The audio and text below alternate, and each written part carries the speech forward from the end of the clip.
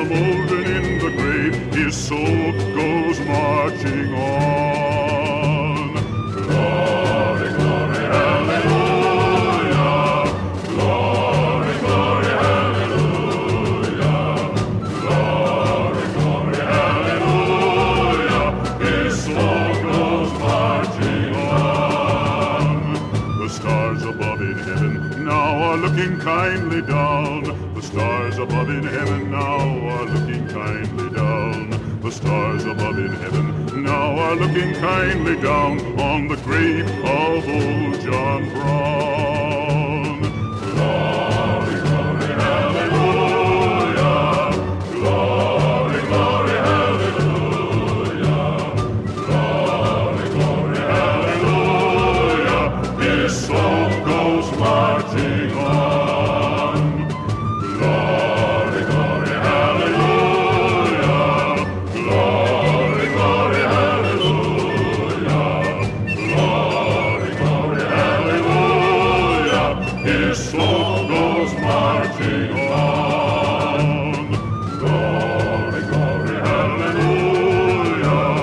Glory, glory, hallelujah. Glory, glory, hallelujah. His soul goes marching on. Glory, glory, hallelujah.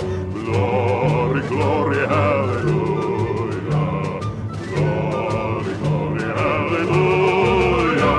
His soul goes marching on.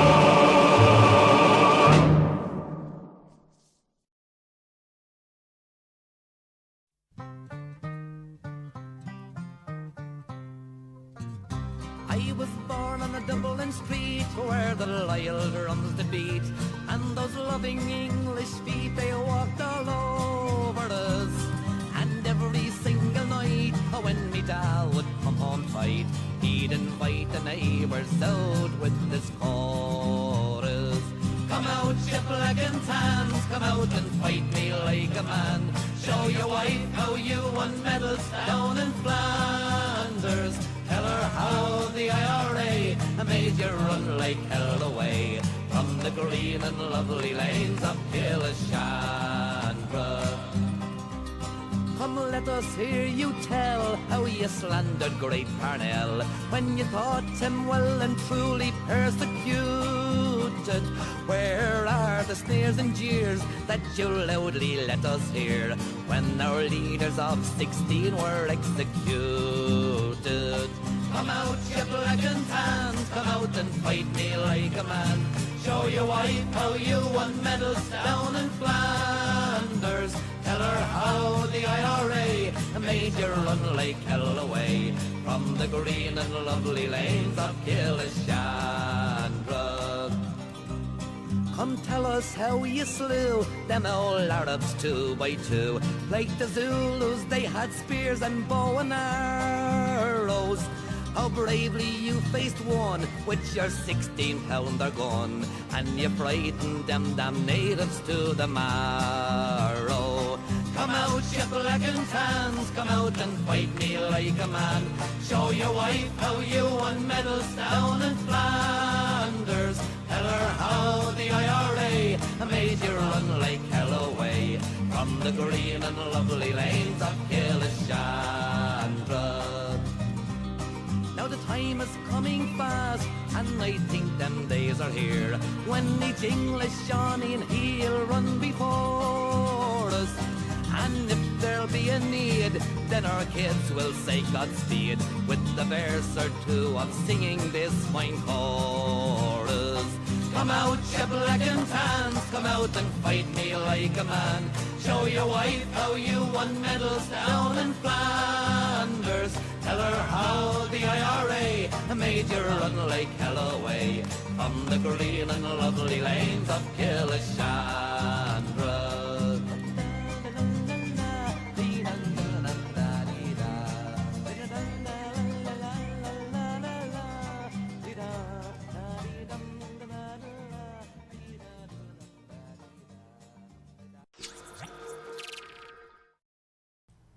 What is up, everybody? Let's go.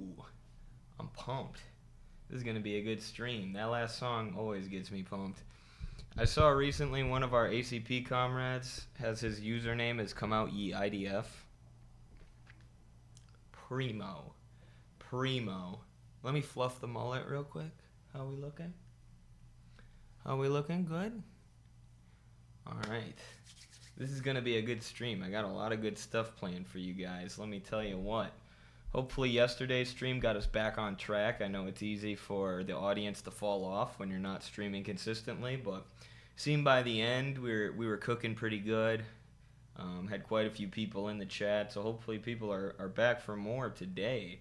I also was able to clip one of the segments that we did yesterday and turn it into a video that's doing pretty well, so good to see that. Shout out to Carlos for keeping the YouTube channel warm for me and making sure to do streams in my absence. I've been uploading my shorts here, but want to do some streams and some actual YouTube content for you guys. And of course, I have a video essay that will be coming out either next week or the end of this week. Also, go Sixers. Go Allen Iverson. I haven't been following the NBA playoffs well enough. Are the Sixers out? Let's see.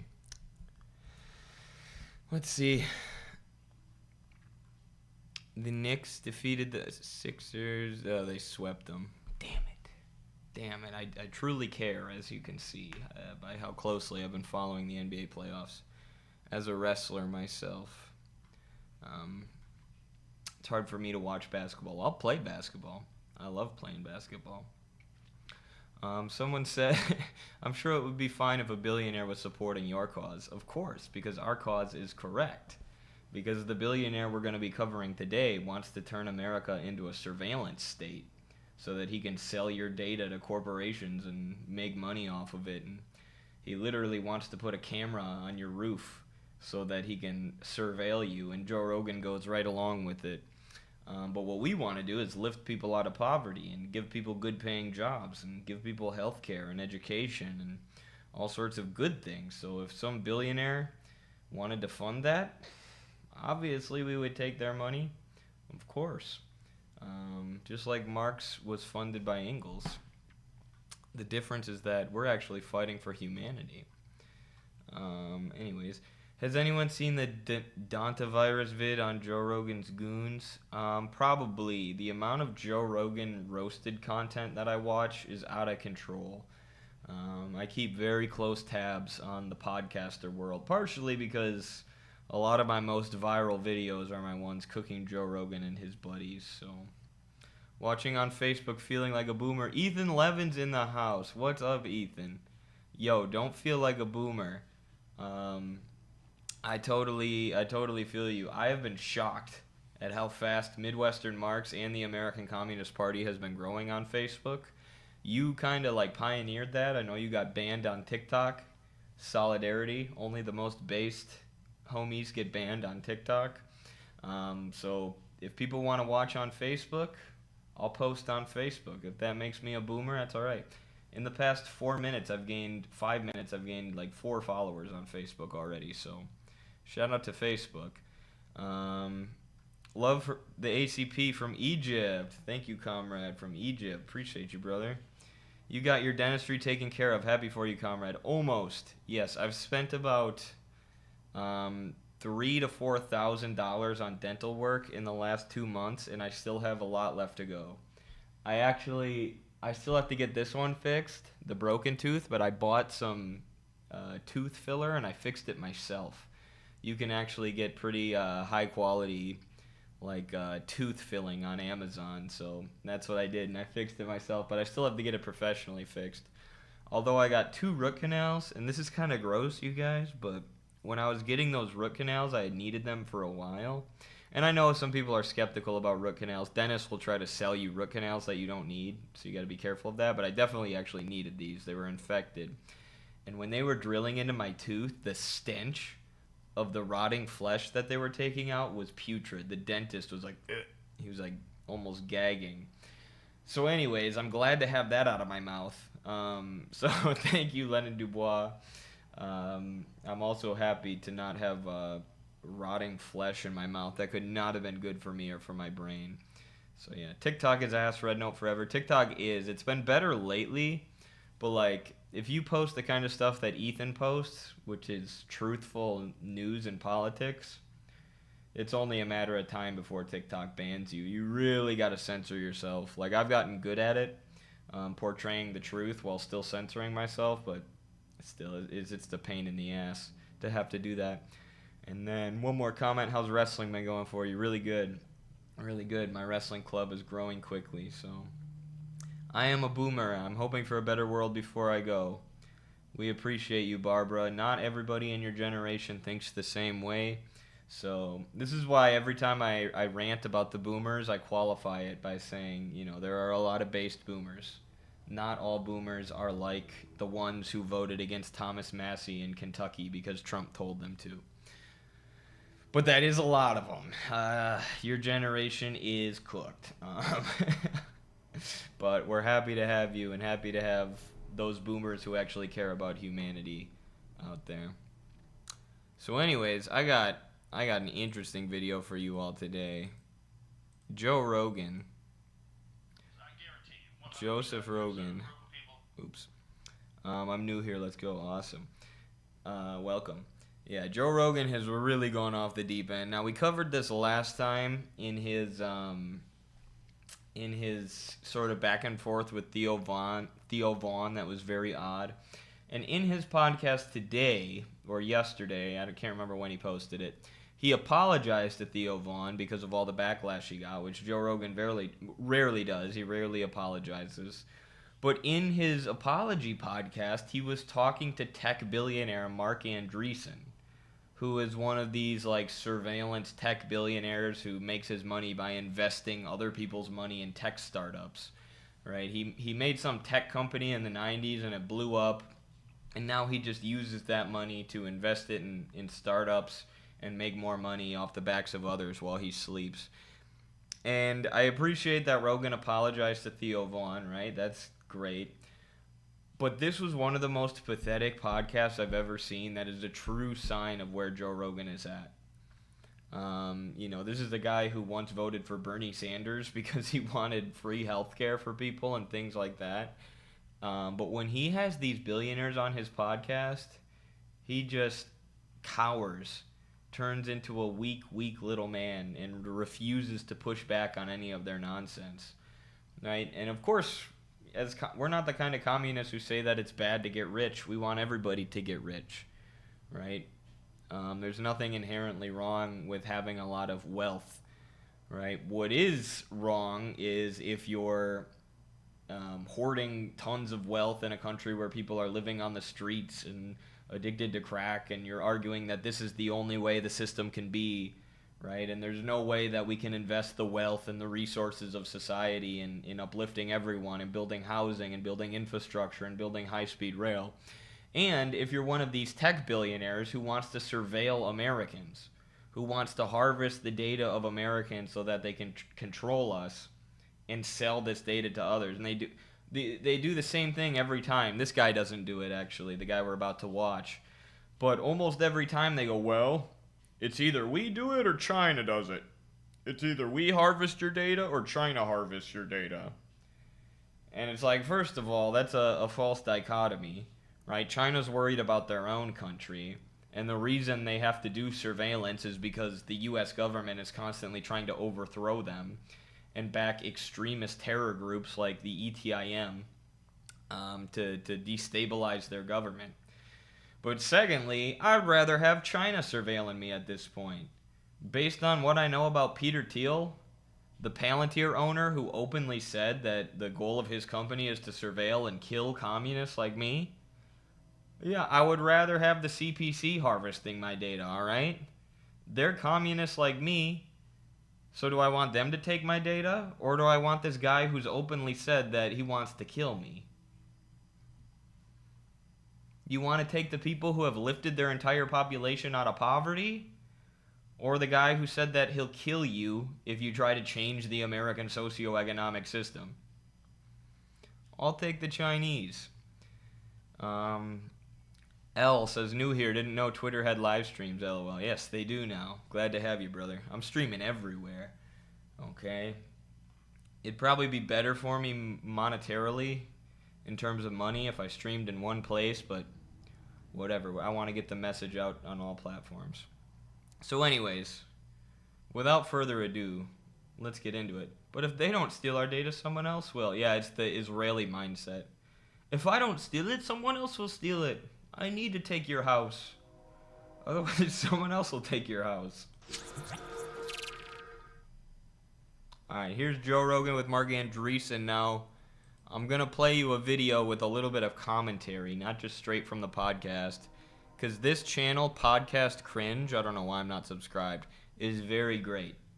Okay, I'm a big fan of this. He's not a communist or anything. He's a lawyer, but he tracks the Rogan sphere and calls out Joe Rogan on his BS. And this is one of the accounts that I'm obsessed with. I'm a Patreon supporter to this man. So shout out to him for doing the painstaking work of listening to this dumbass podcast to get these clips. What's up, boy? Shout out to our ACP Florida members. Listening to this right now, saying, Oops. Let me turn on my desktop audio. One sec, family. I guarantee you, 100%, there's a group of people listening to this right now saying, oh, Andreessen's a shill, Rogan's shilling for flock, this is what they're doing, they're trying to get the mass surveillance. This idea that it's easy to become a billionaire and that these billionaires somehow or another are the problem because they're not paying their fair share is so weird that's a narrative that actually gets pushed through. Yeah, they make more money than everybody else, right. You could do that too. It's like this is one of the things that America is really good at. You really can just work 20 hours a day and achieve something spectacular. Yeah. This is a narrative. Duh. Why haven't any of you thought of that yet, okay? We're out here struggling, working our ass off to make America a better place by working to support ourselves and then organizing our communities in the off time that we have.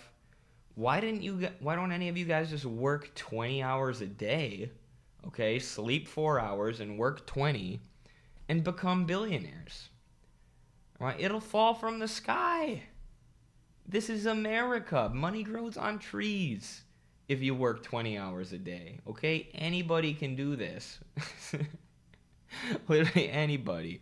If you're a janitor and you spend 20 hours a day at work, you will become a billionaire. Joe Rogan told me so. All right? And then give me half of that money, please. It gets pushed along democratic socialists that no one achieves substantial wealth without somehow or another victimizing other people. Yeah. And then Jeff Bezos is the obvious counterexample, which is like every time you do the one click and the thing gets delivered to you 2 hours later at the cheapest possible price, saving you and your family a lot. Yes, Jeff Bezos is the perfect counterexample. The union-busting Jeff Bezos, whose delivery drivers aren't allowed to form a union so he can pay them paltry wages that they can't survive on and doesn't have to give them health care. He's the perfect example of benevolence because you can order a toothbrush in a day. And listen, this is a thing, like capitalism does produce, or, you know, as compared to like feudalism and previously existing modes of production, it does increase the productive forces in a way. Like the technology that Amazon has is pretty incredible. But how much of that is actually built by Jeff Bezos and how much of it is built by his engineers and his workers? Who actually delivers those products to your door? It's the Amazon workers. And if they do 20 hours a day, are they going to become a billionaire by delivering those products to you? No, of course not. And similar technology exists in socialist China, except they have drones and things like that delivering products to your doorstep even faster. So you could totally remove Jeff the sociopath Bezos from this equation, and Amazon would still function like that. And in fact, you could make it function better, because you could ensure that the workers are taken care of, and you could look to decrease their work hours by automating a lot of that labor. Whereas now, under capitalism, if you automate that labor, they just get thrown into unemployment. That's so funny that his example of the benevolent billionaire was Jeff Bezos. The ultimate example is Jeff Bezos. The guy's never committed a sin in his life. Jeff Bezos, the sociopath who lobbies our government so that they'll give him more control. Jeff Bezos, the man who's buying up media outlets like the Washington Post so he can control what you think. Yeah, he's so benevolent. You're a genius, Mark. Now I see why you're a billionaire. It's because you're so smart. And I've been to those Amazon strike lines and heard from those workers who work under Jeff Bezos. Trust me, bro is not benevolent. A lot of time and money. These Amazon warehouse guys are like fucking dying in the warehouse. Like, Are they? Well, I mean, they talk about these work conditions that are sometimes deplorable, right? And then you have the people at the top with like hundreds of billions of dollars. Spread it around. Spread it around a little bit, yeah. Spread it around. Seems like probably you could. better for everybody if you spread it around. Maybe people wouldn't hate you as much. Oh, what a difference. And this is one of the weirdest parts is when Joe's not sitting next to a billionaire, he has more common sense, right? He's like, why don't these people spread the wealth around? Why don't they pay for universal health care? Why do they need all that money? But then when he's sitting in front of a billionaire, because he's such a little coward, he totally forgets about that and goes on these Horatio Alger rants about how they just work 20 hours a day, as if Mark Andreessen is working 20 hours a day. Bro, he could sleep the rest of his life, and he would still make more and more and more money.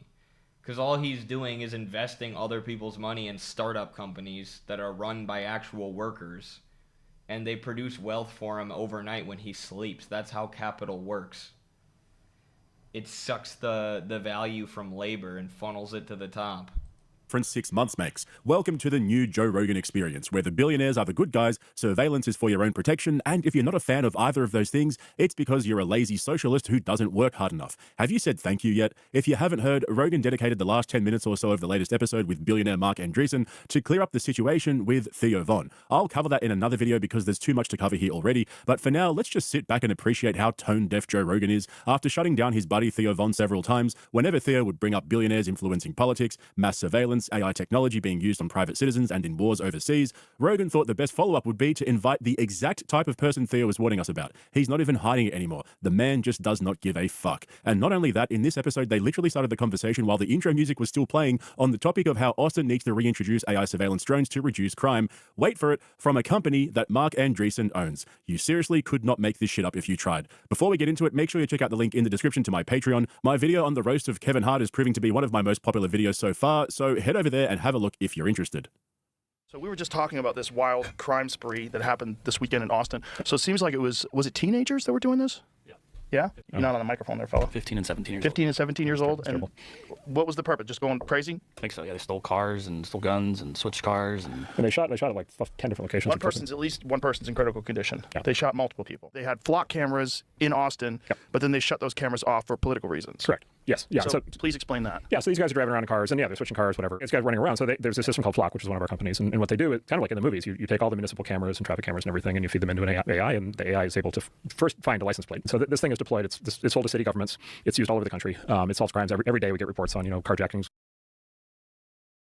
So you remember this week when Fox News was doing those reports about traffic cameras in China? Because they were mad that they got a parking ticket because of a traffic camera? Oh, China's a surveillance state. They surveil their citizens. When was the last time you ever heard a Fox News segment on this guy who's collecting your data or collecting your information via surveillance cameras and feeding them into an AI database, harvesting all of your data by spying on you from above with this technology and advocating for it to be everywhere? When was the last time you saw conservative media talk about Mark Andreessen? I can't remember a single time, because it's only bad when China does it. It's only surveillance when China does it. If a private billionaire does it, doesn't count. That's their right. They have the right to spy on you and collect your data and make as much money as possible just because they're not technically the government, even though they control the government via lobbying groups. with kids in the backseat, and their lives get saved because they track them down. So a lot of towns and cities have this, and they love it. In cities like Austin, with the intense politics, they run into backlash on privacy and surveillance concerns. And so Austin had Flock and then turned it off. Late breaking news today is these guys drove into some adjacent town, up against Austin, and Flock was live in that town, and so Flock tagged them the minute they drove into that town, and then they caught the guys. Subsequent to that, the mayor, your mayor in Austin, your mayor and your chief of police gave a press conference and said, "We really need to rethink this because it's crazy to have the ability to solve crimes and stop crimes and not be able to use it."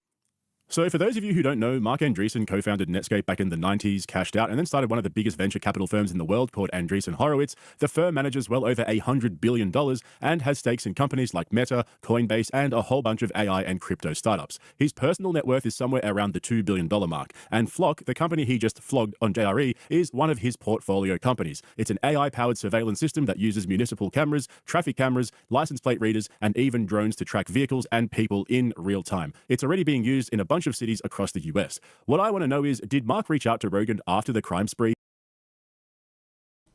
And this is the same Joe Rogan who was freaking out about government tyranny during COVID because of the mask mandates, right? And I have very, many dissenting opinions about the way that the government responded to COVID. And, I've talked about the lab leak theory before on this show and all that, but he'll call that government tyranny. But then when he's got this billionaire in front of him who wants to put cameras in every city in America so that he can harvest everybody's data and put it into an AI database, Joe Rogan has nothing to say other than, wow, that would probably stop a lot of crime, which this is the classic corporate media strategy.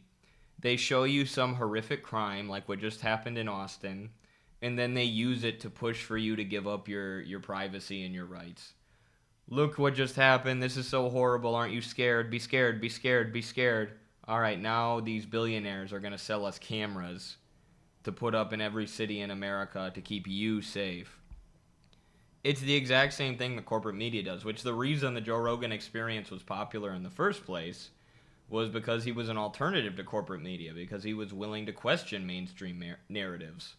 But that money and these associations with these creeps like Mark Andreessen have completely corrupted him and turned him into everything that he used to hate.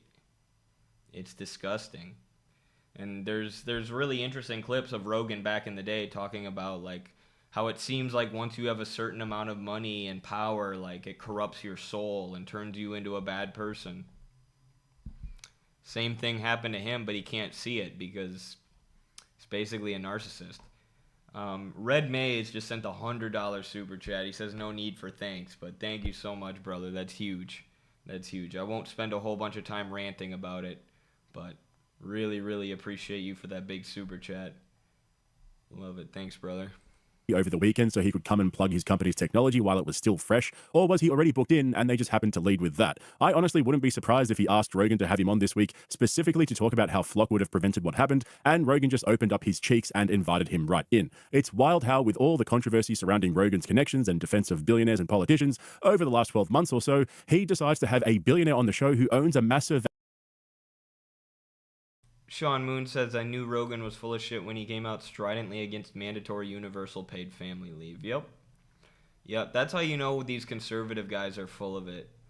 When they're like, we're not having enough children, we need to have more children, what's wrong with kids these days, they don't want to have children. But then when you advocate for something that would allow them to afford children or to spend time with their children when they're born, like universal paid family leave, they're like, no, won't somebody think of the business interests? Ooh, and they go back to crying about children. Oh, we white people are being replaced because of immigrants and not having enough children. Ooh. But also, I don't think we should allow people to spend time with their kids when they're born. They need to work, work, work. Meanwhile, I sit on my ass and make podcasts and shitty comedy specials all day, smoking cigars. Surveillance AI drone company, and then lets him spend the first 10 minutes of the episode convincing us all how much we need it. And even when Joe tries to bring up a balanced take and acknowledge some of the criticisms of the technology, he lets his billionaire buddy piss in his pocket and completely downplays how dangerous this stuff actually is. Yeah, so the concern is mass surveillance, right? And the concern is that someone's going to abuse this and use AI for nefarious purposes, right? Like what nefarious purposes would that be? Yeah, so this is a system. This is a system that could be used in bad ways. So if you had a corrupt, chief of police and, he had some personal entanglement thing and you wanted to track a, X, whatever, or if you're the mayor. Sean says Rogan sounded exactly like Eddie. Yep, I am the communist Joe Rogan. I'm the Joe Rogan that never sold out and still has a luscious head of hair. Wanted to, do this to terrorize your political opponents or whatever. Is there a blockchain for Flock so you could know who's doing what and how it's happening so someone couldn't abuse it? Is it possible to circumvent that? Yeah, it could, but this is like the standard. Yes, and this, they log everything, and I'm sure there's records of everything. But look, it's like anything else. It's why cops have to get a warrant before they search somebody's house, right? Right. There's always the question of like, what is the legal authority and what are the safeguards to protect this kind of thing? Right. Rogan says, Oh, right, yeah, because cops never do anything bad in America. Cops never abuse their authority, right? Right, let's give them cameras and drones in everybody's house, right? I see no problem with that. American cops, they're known to always follow the law and never act violently or escalate situations or be corrupt or be domestic abusers, right. Let's give them drones, right. Good idea, Egghead Andreessen. like, bruh, did you just listen? Did you listen to what he just said? Did you listen to what he just said? No, this system can't be abused because our legal system and our system of policing is working so well already. This system where we have 25% of the world's prison population, but only 4% of of the world's population, where we have a hyper-militarized police force that shoots people all the time on camera, leading to national outrage and these massive controversies. Yeah, let's just give those people drones. Right. Bruh. What a heap of absolute horseshit. We've all seen how Congress and the White House have wiped their asses with every check and balance on their insider trading. They're doing it out in the open now with zero shame, and this guy wants us to believe that the biggest risk with mass surveillance technology is a corrupt politician using it for some personal vendetta. Like, that's the worst scenario that could happen. They conveniently left out the part where any information and data stored and gathered about private citizens can be used to incriminate them in completely unrelated matters. It never ceases to amaze me how much people underestimate the amount of data they already give up on a daily basis that could be used against them. And this guy's a lawyer, so he's speaking from experience. He's seen how these companies collect people's data and then use it to incriminate them in court. Not to mention they sell your data to corporations so they can do targeted advertisements and, and so the government can surveil potential threats. As evidence of a crime. Your dash cam, traffic cameras, basic CCTV, even your own text messages, all of that can be subpoenaed by a court and used as evidence against you. Now imagine we had fucking drones with advanced AI mass surveillance tech flying around on top of all that shit. And I'm supposed to sit here and listen to a billionaire who profits from selling this technology tell me it's fine because they keep a log of who accessed the data. Yeah, okay, buddy. I seriously can't believe Rogan is trying to sell this to us. What a sellout. So there's an older system that's deployed in many cities called ShotSpotter. What's it called? It's called ShotSpotter. ShotSpotter? ShotSpotter. ShotSpotter. Oh, ShotSpotter. Like spot someone shooting. Spot somebody shooting. So Joe Rogan is a human gorilla moment. Shot botter. Shot caller. Shot caller. Shot daughter. Shot spotter. Oh, shot spotter. Like spotting the shot. Oh, yeah. Let's implement that in every city in America. You have no incentive to say that, Mr. Andreessen, who profits off of this technology. I'm not going to push back at all, Mr. Anti-Tyranny, Libertarian Joe Rogan. Don't tread on me, Joe Rogan. ShotSpotter is an older system that works very well. It's deployed in many cities. And what it is, totally different system. What it is they put these precision microphones on top of rooftops all over the city. And then when a gunshot... Also, this guy talks so fast, bro. This is like the egghead tech billionaire Ben Shapiro out here. Goes off, they're able to instantly triangulate that a gunshot has gone off and specifically where the gunshot went off. Chicago got so wrapped up on these political issues that they also, not only do they not have Flock, they also turned off their ShotSpotter system voluntarily. And so people now get shot in Chicago and they bleed out in the street and nobody knows and nobody cares. And what is the argument that they make? That it is civil libertarian argument, which is all around surveillance and abuse and control and all these things. And like I say, I think that's a very legitimate argument. And then I would say there's like the woke argument, right, which is that the argument goes the American criminal justice system is clearly biased, that those will disproportionately affect disadvantaged people in society and disadvantaged groups, and so therefore they are racist. That's how you control Joe Rogan right there. That's all you gotta say, and his HGH brain is like, oh, you equal point. I don't want to be woke. I don't like people with blue hair. He's yeah. The real argument against this is that the cameras are racist, and these cameras will target black people, and it's just a bunch of woke college students who don't want it. Yeah, okay, buddy. Okay. Yeah, that's the only problem with putting cameras on everyone's roof so that billionaires can harvest their data, is that the cameras might be racist. I'm pretty sure people just don't want to be spied on by creepazoids like you. People don't want you harvesting their data at all times and then selling it to the government or selling it to corporations, using it to stalk you. Why don't we put a camera in your home and see how much you like it? I'm pretty sure your argument won't be that the cameras are racist, but that's all you got to say to Joe Rogan, you know. Oh, it's just a bunch of woke college students saying the cameras are racist. He's like, oh, well, those idiots, that's really stupid. All right, put a camera in my house. An idiot. This guy gets on my nerves. How about the fact that all these companies sell our data for billions of dollars? He's trying to drag us into his culture war argument about racial profiling and targeting minorities, when for years we've allowed social media companies to harvest and sell our data to the highest bidder and make billions in profit off our backs. That's the conversation we should be having, not whether cameras are fucking racist. And don't get me started on how AI models are trained in the data they scrape off the internet. This is exactly why Rogan isn't capable of having these conversations. He's so caught up by the fact that a billionaire actually wants to come and talk to him that he doesn't realize he's being used as a mouthpiece. Actually, it's worse than that, because later on in this episode, he openly admits that he's pro-billionaire and that all the criticism they get for hoarding wealth is just lazy haters who can't be asked working 20 hours a day. I'll get to that in a moment, because when Jamie finally pulled up some statistics on how effective this technology actually is, just watch how Rogan plays defense for Mark's company and massages the truth to keep his guest happy. I love how Jamie just debunks Rogan in real time all the time. Rogan will say something and Jamie will be like, actually, that's not true, and just pull something up, and then Rogan goes into full cope mode, just trying to fit whatever he's reading into his narrative. Like we covered last week with Theo Vaughn, where he was trying to cover for Palantir, and Jamie pulls up an article where Alex Karp, Palantir's owner, is saying, we're doing everything we can to help Israel, and Rogan goes, that's a biased source. This must be a bad source. This source that quotes the owner of Palantir speaking about his own company. That's a biased source, and it's probably from the CIA. That's literally what he said. And it's only a matter of time before Rogan replaces Jamie with AI, so he never has to be questioned. And he can just live in a total echo chamber, like the comedy mothership echo chamber he's created for himself in Austin. How Chicago organizers managed to rid the city of ShotSpotter. Controversial police surveillance tech is often inaccurate, according to research that allowed activists to launch a fact-based campaign and a political model for organizers in other cities. Aha! So they're saying it's inaccurate. 88.72% of incidents flagged by ShotSpotter ended with police finding no incidents of gun crime. Okay, but right. But that doesn't mean the gunshots didn't go off. Exactly. That doesn't mean anything. Rarely produce evidence of a gun-related crime. That also doesn't mean anything, because it just shows.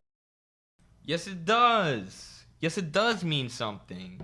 That means they're tracking people down and triangulating their location without them even committing a crime. That's the whole point. That's the whole point. Is that 90% of the time that they use this technology to track someone down, nobody's even committing a crime. So they have the freaking cops show up at their house or whatever, and they haven't done anything wrong. Yes, it does mean the technology's not working. You brain-dead ape. Coping so hard for this billionaire. What is wrong with you? That a gun went off. Good old confirmation bias Rogan. Why does he even bother getting Jamie to look this shit up if he's just going to spin the results to suit his own narrative? A narrative that's been spoon-fed to him by his billionaire buddies. 88% of alerts resulted in police finding no gun crime, and Rogan sitting there going, well, that doesn't mean the gunshots didn't go off. Bro, that's the whole fucking point. The technology is supposed to help solve and prevent crimes, and almost 9 out of 10 cases, cops showed up and found nothing. But sure, let's roll it out everywhere because some dry-mouthed billionaire says it works. But like I said, once Mark brought up how billionaires are under threat from the peasants, Rogan didn't waste a single second. He dropped straight to his knees to polish his knob. So I just came from New York, and so New York has their own version of this now with their new mayor, and the big controversy there last week was their mayor did a video standing in front of somebody's home. Yes. Calling him out by name. Ken Griffin. Ken Griffin. Who's Yo, thank you for the raid, Touring News. Just jumped into our Twitch chat with 12 viewers. That's like the most viewers I've ever had on Twitch. So thank you, brother. Thank you, all these new viewers. I hope you enjoy the show. A very wealthy guy who brings a lot of jobs to New York City and was in the middle of a huge project. It's a $6 billion project. Keep in mind, this guy he's talking about, who Zoran Mamdani called out, is a hedge fund manager. A hedge fund manager. And Joe Rogan's talking about all the jobs he brings to the city. This dumbass doesn't know how Wall Street works. He doesn't know how financial speculation works. All these people do is buy low to sell high. Right? They're making money out of nothing via financial markets by buying shares in companies and then trying to sell them when those shares are more expensive. Stock market speculation. And all of the wealth of those companies that they're buying and trading shares in are created by the workers still. Right? This guy's not creating jobs. He's buying shares in companies that already exist, that are producing profit because of the workers in these companies. And then he's trying to trade those stocks to maximize his own profits. That's what a hedge fund does. That's what BlackRock and Vanguard and State Street do. And that's how the vast majority of very wealthy Wall Street people make their money. It's not by bringing factories and industry to New York, dumbass. It's through stock market speculation, which is basically gambling because the entire modern capitalist economy is fake and parasitic and artificial. So while in China they're building infrastructure and factories and actually bringing people jobs, here in America the richest people in the country are doing stock market speculation, buying up land so they can charge people rent, and then trapping people in debt so they can charge people interest. And all three methods of profit accumulation produce nothing.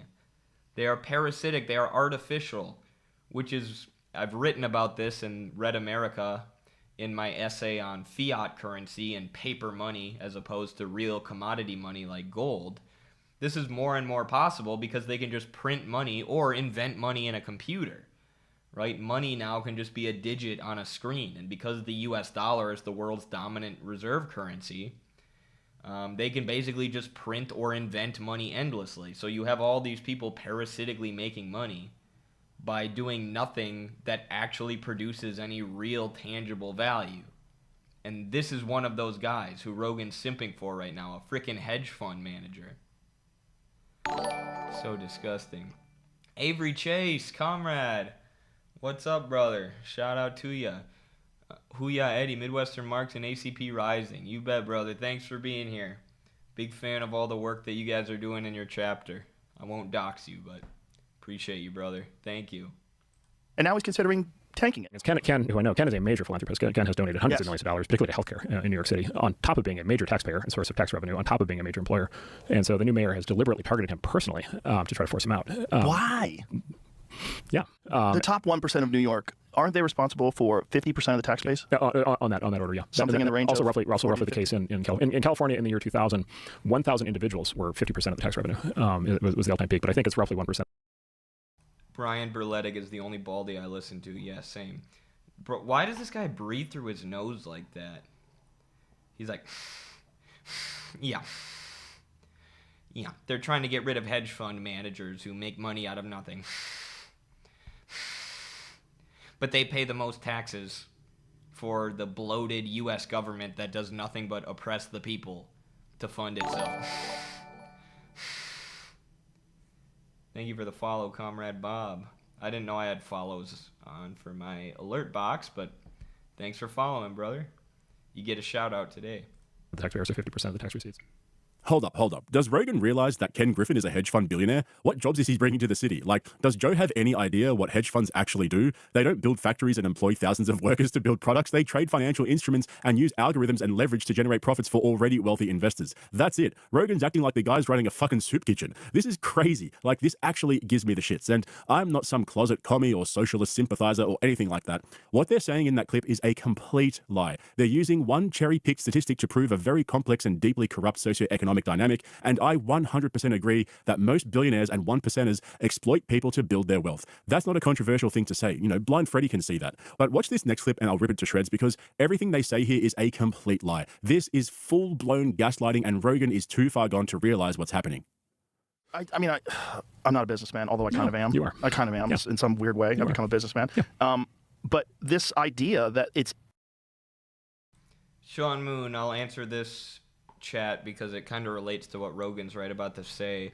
The public has zero chance to compete with high-frequency trading. The stock market is totally rigged. Yeah, like I invest in some stocks. I have like it's good to do like a Roth IRA and a mutual fund or whatever it's called, which are tax exempt. And then, I do, what's it called? Not Robinhood, Acorns.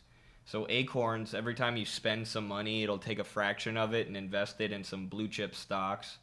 Or at the end of every month, you can set it to take, $50 out of your paycheck or whatever. So whenever I get paid from TikTok, I have it invest like $50 to $100 in the stock market.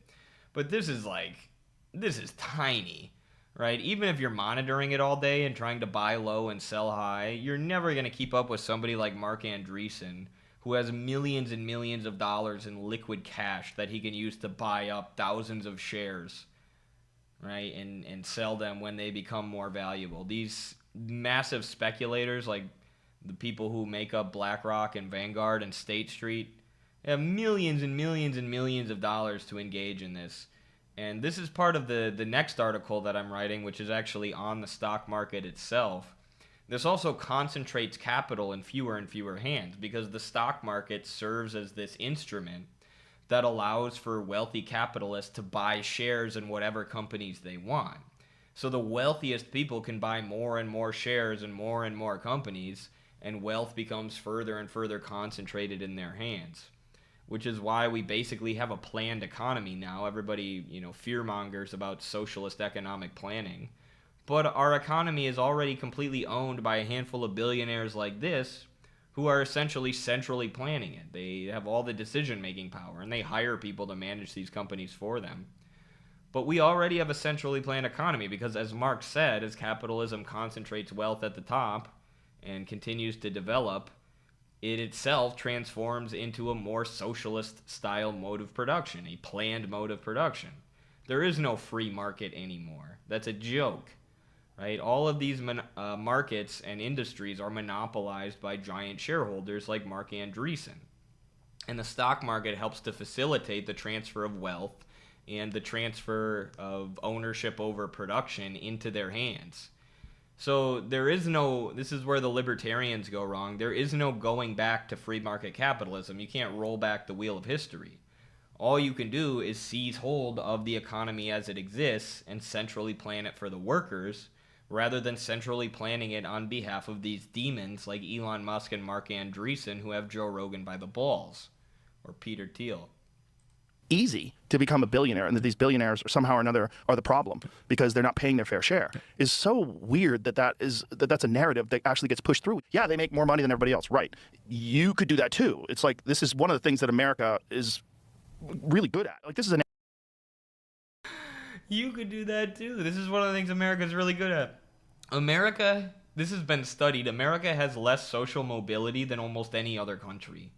Even other capitalist countries like in West Europe, it's easier to climb from a really low-rung minimum wage job and climb the ladder to where you're making more money. And it's much easier, there's vastly more social mobility in socialist China. America has some of the least economic and social mobility of any country in the world. Right? The American dream is dead. It's almost impossible to start as a janitor and work your way up to the CEO. Right? A lot of these tech guys did it by developing some kind of software in the 90s that allowed them to make money, so then they could invest in other people's companies, other people's startups, and get a share of the profit if they explode, which is how Mark Andreessen makes his money, not by working 20 hours a day. Right? But this is completely absurd. That's not how America works. And everybody who doesn't own a multi-million-dollar podcast where they get paid by Spotify to say whatever they want knows this, right? I can say this, but you guys know it because you're living it. You're living in America. I know a lot of people in the ACP, myself included, who work our asses off, work an insane amount of hours every day, And I don't see $1 billion falling from the sky into our laps, because that's not how it works.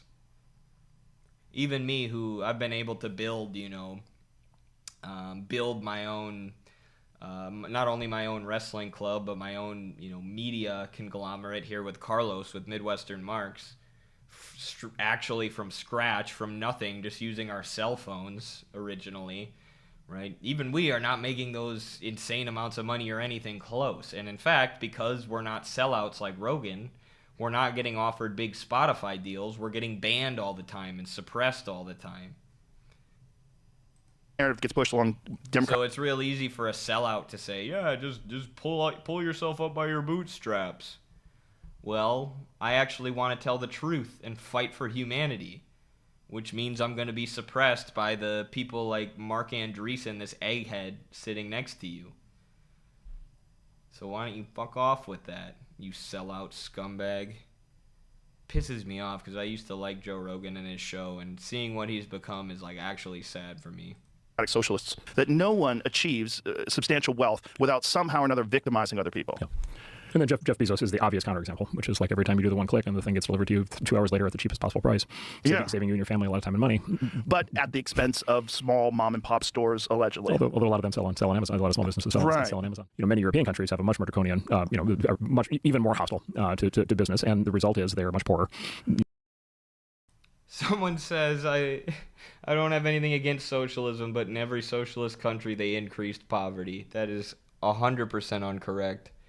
Poverty would have increased globally over the last decade if it wasn't for socialist China, who was responsible, according to World Bank data, which is an organization based in Washington, D.C., that hates China. According to them, 75% of global poverty reduction over the last decade has been a direct result of socialist China's efforts, who has achieved the unimaginable feat of lifting their entire population out of poverty. 800 million people lifted out of poverty, extreme poverty, which is unbelievable. They have transformed from a feudal, rural, agrarian, impoverished country where famines were common to a global superpower where nobody's living in poverty. And the Soviet Union didn't abolish poverty. That's something that was only achieved by China, but they vastly decreased it. And in all of the former Soviet countries and in all of the Eastern Bloc countries, poverty was decreased in an insane amount. One of the only countries who's decreased poverty more effectively than China is socialist Vietnam, who was devastated after the Vietnam War, of course. All their infrastructure was destroyed. And they were able to lift 95% of their economy, or whatever it was. They lifted like an insane amount of people out of poverty to the point where only like 5% of their population today is living in poverty. So they've almost achieved what China has achieved, partially by trading with China, but also by centrally planning their economy. And after the USSR fell and the Eastern Bloc countries fell and capitalism was reinstituted, poverty shot through the roof. And actually millions of people died because of it, because they no longer had the economic protections that they were guaranteed under socialism. So that is absolutely not true, that socialism has increased poverty every time it's been tried. It's quite the opposite, actually. North Star Radio, what's up, brother? How's it going? YouTube members, shout out to our YouTube members.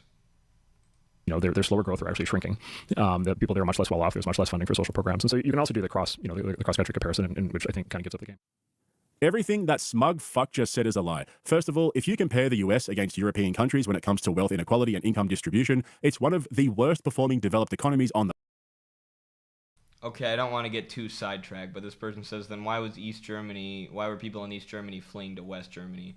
Those were mostly skilled workers, like scientists and intellectuals and academics, right, who had skilled training so that they weren't in poverty before, and they wanted to flee to the West because they knew they could get cushier salaries in more developed countries.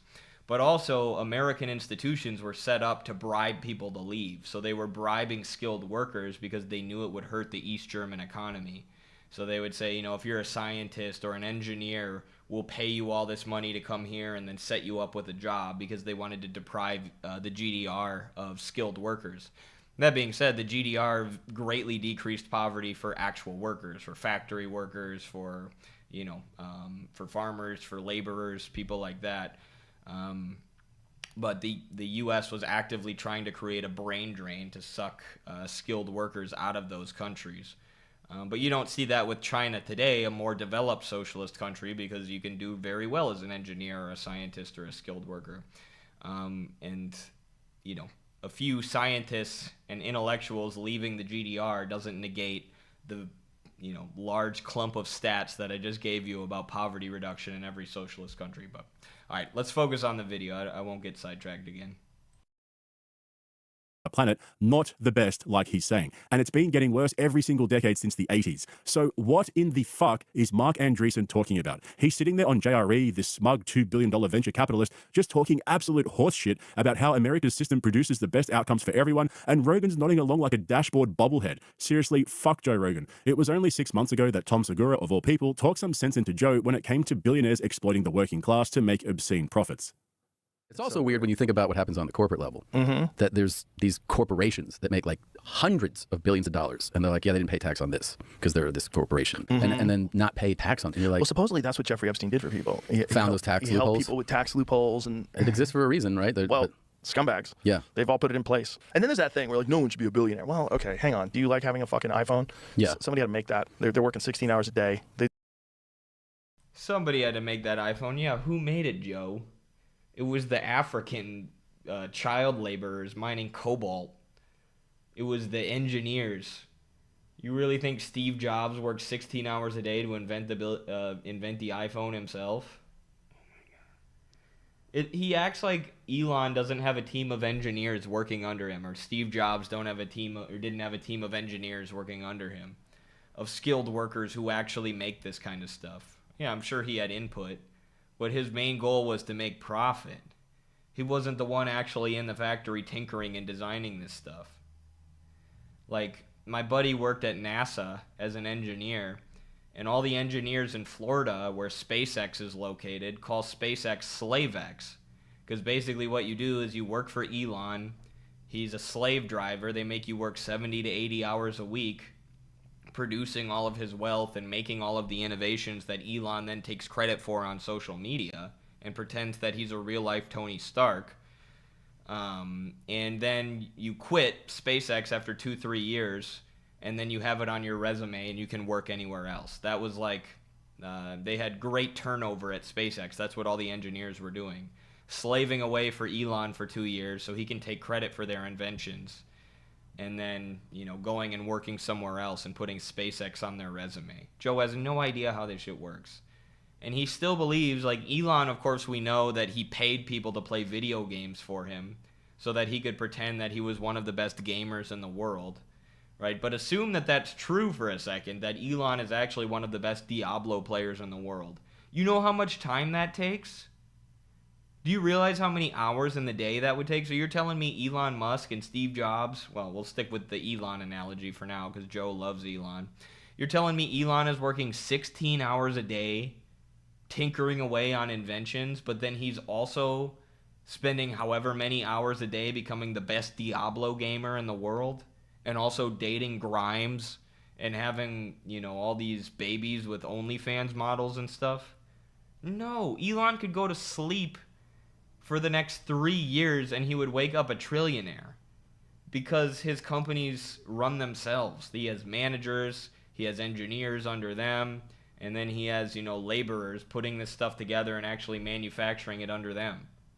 All these people do is move around stocks, move around shares, and act as the public face of the company. And with Elon, it's truly disgusting because he never gives credit to all of these engineers. And in fact, he busts up their unions, while meanwhile pretending to be a real-life Tony Stark and taking credit for the legitimately amazing inventions that they create.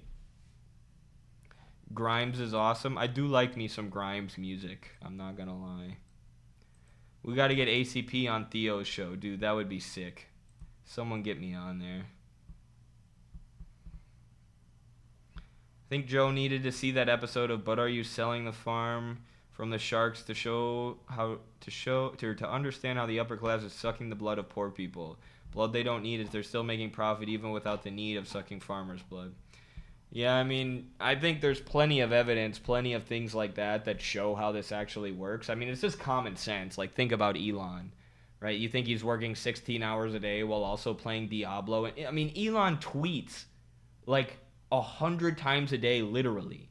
So he has the time to be on his phone tweeting, but he's also making rocket ships by himself.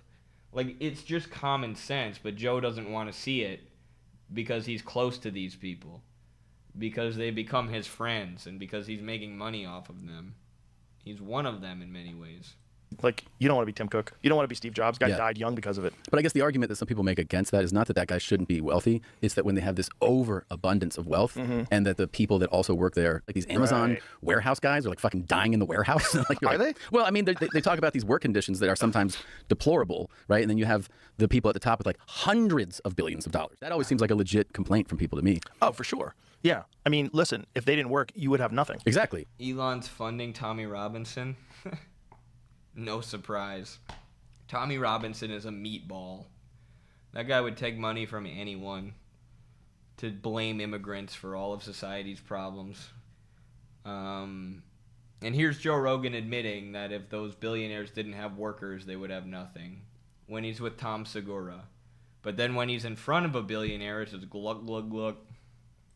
That's what's weird. This guy's doing like, he's making like $15 an hour. But if he didn't start the company, they wouldn't have a job. True. But, you know, at a certain point in time, it sounds like spread it around. Spread it around a little buddy. bit, yeah. Spread it around. Seems like you probably could. better for everybody if you spread it around.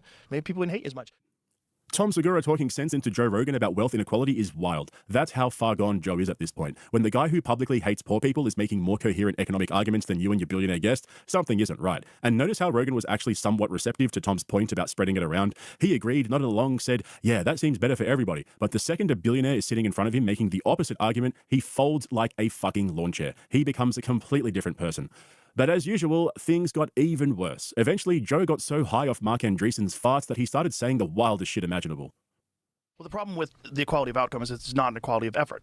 That's right. And this is the beautiful thing about America, is that you really can just work 20 hours a day and achieve something spectacular. And the idea that you working 20 hours a day like a fucking maniac, literally wasting your health away, that you should get the exact same amount of money as someone who barely works, and that this person should achieve the same result as you, that's crazy. The game. Wasting your health away. Wasting your health. These people have access to the best healthcare in the world. Well, 50% of Americans have medical debt. What do you mean wasting your health away? These people have the best health, even though they're growing fat off of all of us. Wasting away. And they always talk about this equality of outcome, equality of outcome. Nobody believes in that, bro. Who are you talking about? Democratic socialists, communists, nobody believes this. Nobody thinks that we should just give everybody an equal amount of money no matter what they're doing. But this is what they say. They've convinced themselves that communism is when everyone just gets an equal amount of money. And then they knock down that straw man like they're so smart. These people who believe that everyone should make an equal amount of money and that's how society should work, they're so dumb. Those people don't exist. Those people don't exist. You're ignoring what people are actually saying because you don't want to engage with it because you know you're wrong. Is there's an opportunity if you figure it out to get out of that situation in this world, and you can get out of that situation. There's so many stories, these rags to riches stories, which is you don't get that in a caste system, right? You don't get that in socialism. You don't get that. There's a lot of places where that doesn't happen. In America, that is still a possibility. Yeah, that's right. That's right. Yeah, that's right. That's right. Good boy, you dry mouth fuck. Someone get this guy some milk. I cannot believe Joe Rogan actually said that shit with a straight face. You can work just 20 hours a day and become a Podcast cringe is usually normally calm. I've never seen him this angry before. He's pissed at Rogan, dude. He's like, what are you talking about, you simp? billionaire, as if that's how any of this works. Billionaires don't become that rich by working 20 hours a day. The people who work for billionaires work 20 hours a day. Warehouse workers, delivery drivers, factory line operators, nurses doing double shifts, tradies pulling overtime. Those are the people grinding themselves into the ground, and none of them are becoming billionaires from it. For fuck's sake. Mark Andreessen didn't become a $2 billion man by outworking everyone. He became that rich by co-founding a company in the 90s, cashing out and then spending the next 15 years investing other people's money into startups and taking a cut when those startups blew up. His wealth comes from owning things, not from working longer hours than everybody else. That's what capital does. It grows while you're sleeping. And I'm not some closet communist or anti-capitalist or anything like that. I don't believe we should You are podcast cringe. You are a communist. You just... in squalor, and that anybody who questions the system is just a lazy social. Who's more out of touch, says Love Low, Joe Rogan or PBD? Definitely Rogan. PBD is just like a pyramid schemer, like a multi-level marketing guy who wants to become Joe Rogan. He's just like somebody who desperately wants to be this rich and influential and out of touch by scamming people.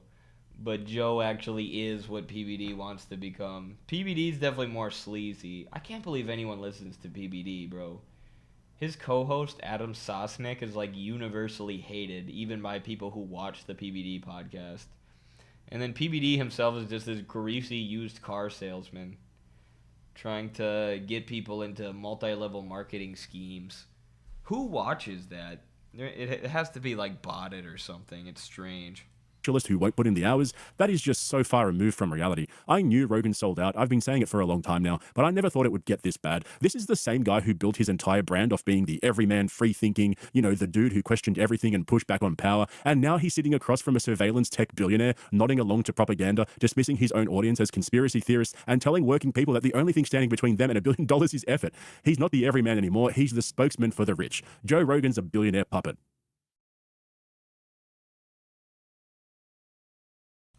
Facts. He was spitting with that one. And you know what's crazy? Is that Joe's own audience has turned on him. We covered this a bit last time. The Joe Rogan Experience. We looked at the comedy mothership, Joe Rogan's Comedy Club. We looked at their comments on Instagram where everyone was calling him a shill for Israel. But it's even in his YouTube comments as well. So check this out. I couldn't find a single positive comment in all of these. Here's my comment. It's pathetic to see the mouthpiece Rogan has become. This episode was unwatchable. What a simp. Yeah, based. Whoever said that is based. The tread on me experience, LOL. Train by day, record everyone by night, all day. If they say it's for your safety, it's for the exact opposite. I'd like to propose bringing a flock camera and laptop to Joe, giving him some instructions and letting him see how secure and effective it is instead of hearing it from the single person most financially invested in the company and technology. Can't wait to hear about the digital techno-feudalist dystopia. Can't wait to hear about how the digital techno-feudalist dystopia is actually a good thing for us, popcorn. Let's put cameras in this guy's home and office. The way this guy inhales drives me crazy. We already talked about that. The billionaire apologist experience. The designer of flock cams being a Rogan visitor is definitive confirmation that we are in hell. Don't let this guy sell you the chains. Benjamin Franklin quote. Anyone else just binge the comments then leave? Don't even need the sound on anymore. If you had corrupt city officials, it could be used in nefarious ways. Yeah, thank God we don't have any corrupt city officials in this country. Rogan isn't beating the allegations. The comment section unanimously smoked this guy. Who had Rogan argues in favor of the surveillance state on their 2026 bingo card. Apologizing to Theo, who is afraid of AI drones, on an episode with a guest who's running an AI drone company. Can't wait to hear how our dystopian future is going to be great for us all. Screw this guy.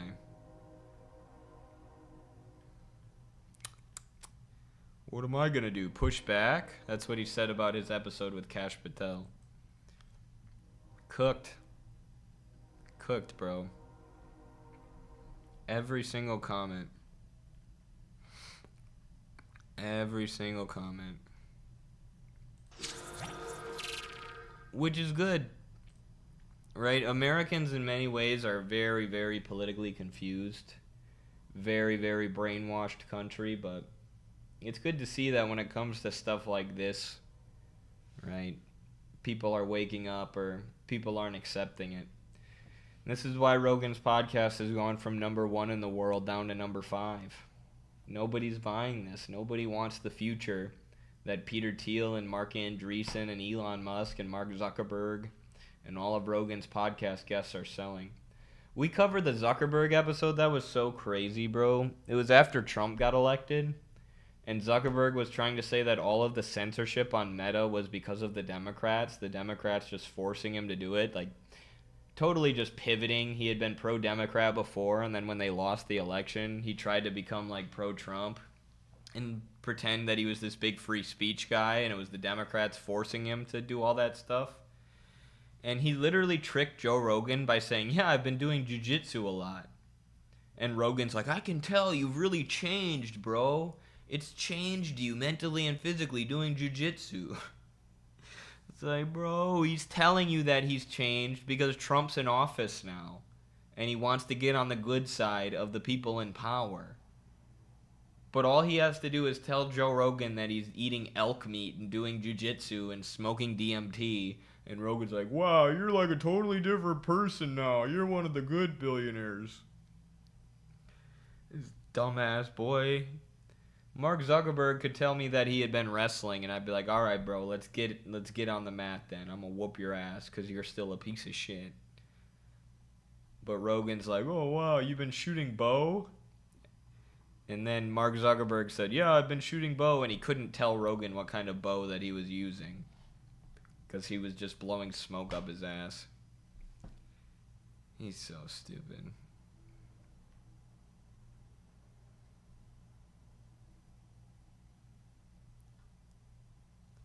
Yeah, I'd love to roll with Mark Zuckerberg.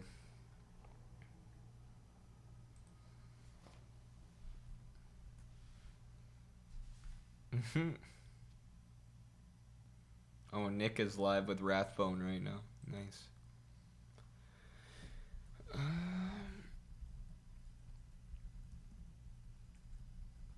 I gotta go to the bathroom here in a second.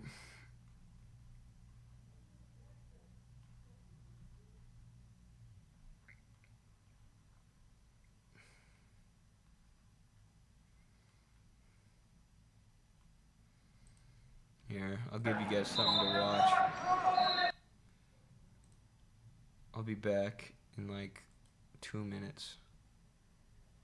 I just gotta take a quick whiz. BRB. We need to have an Eddie versus Tech Billionaire match someday. It would be the most watched Midwestern Mark stream. It would. I'm so down. Bro, I challenged Peter Thiel to a fight because he said left-wingers are low T. Like low testosterone. So I'm like, all right then, fight me, bitch. That video got like 3.5 million views and over like almost 1 million likes. It was the most popular video I've done in years. People want to see me fight Peter Thiel so bad. But he ran away because he's low T. Like, get in the cage with me, Peter Thiel. I will break you over my knee. You evil bastard. And then I'll go on the Joe Rogan Experience afterwards and expose you for the demon reptile wearing human skin that you are. This is Greco-Roman wrestling. I'll be right back. You guys can enjoy me beating up this super tall dude.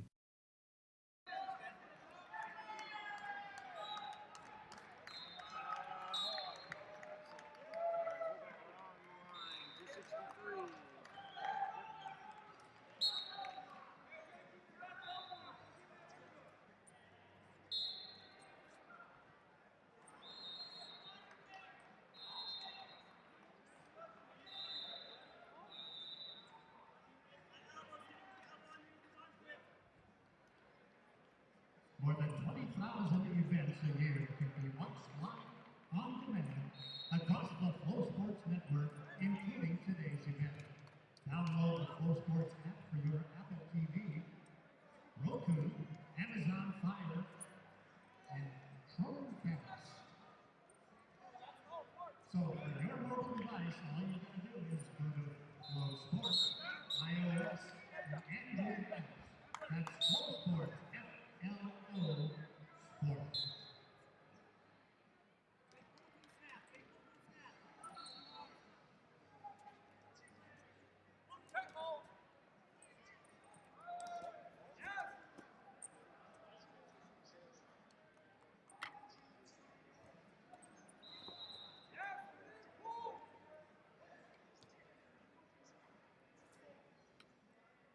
red.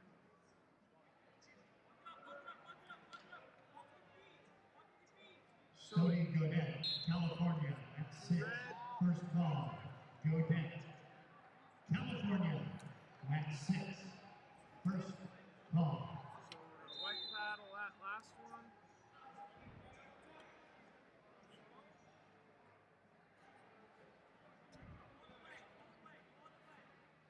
White paddle at initial position. 2 red.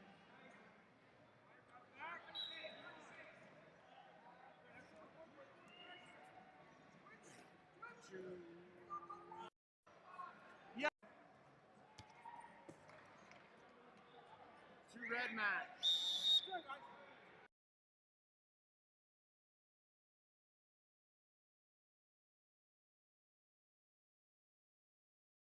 Teal will just grope you if there were a wrestling match. He would. He would. Absolutely. Yeah, he's gay. That means he's progressive, you guys. It's all based on your sexuality. Politics is all about sex and gender and nothing else. Don't you know?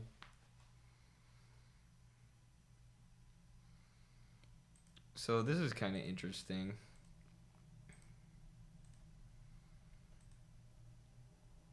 There's this politician, I'm not familiar with her. Her name's Maureen Galindo. And she put on her Instagram, is the point of wrestling just to pin the other guy down? Well, there's a lot of ways you can score points, and it depends on the style of wrestling. The kind I was doing there, Greco, you can't touch their legs. I was a 6-time All-American in Greco and then a 2-time All-American in folk style where you can touch the legs. But yeah, the main goal of the sport is to pin them. But a lot of times you win by points.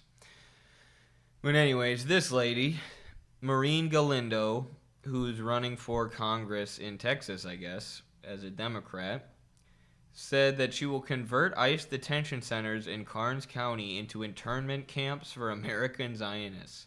It will also be a castration processing center for pedos, which will probably be most of the Zionists.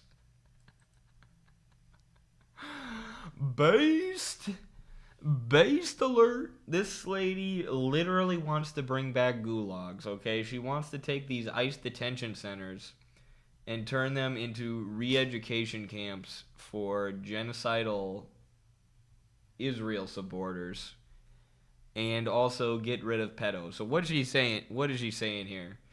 She's obviously making a joke, but she's saying we need to crack down on these Zionists, and we need to castrate pedos, people who abuse children. And this is what a lot of people are getting up in arms about and crying about. Seems like a pretty decent plan to me.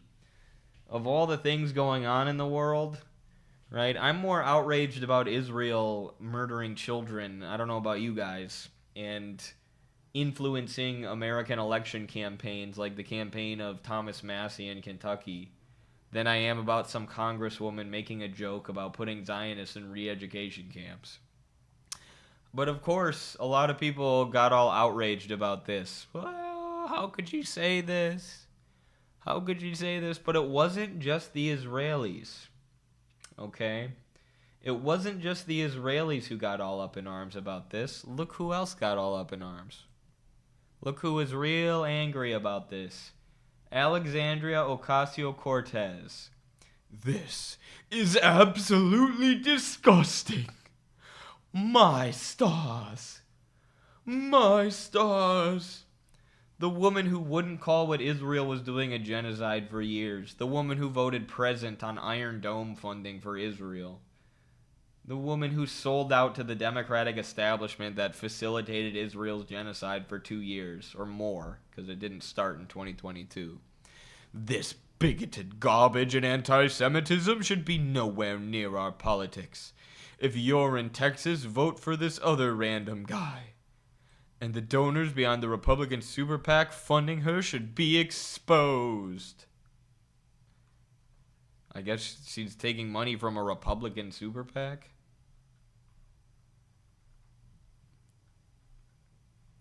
And as you can see,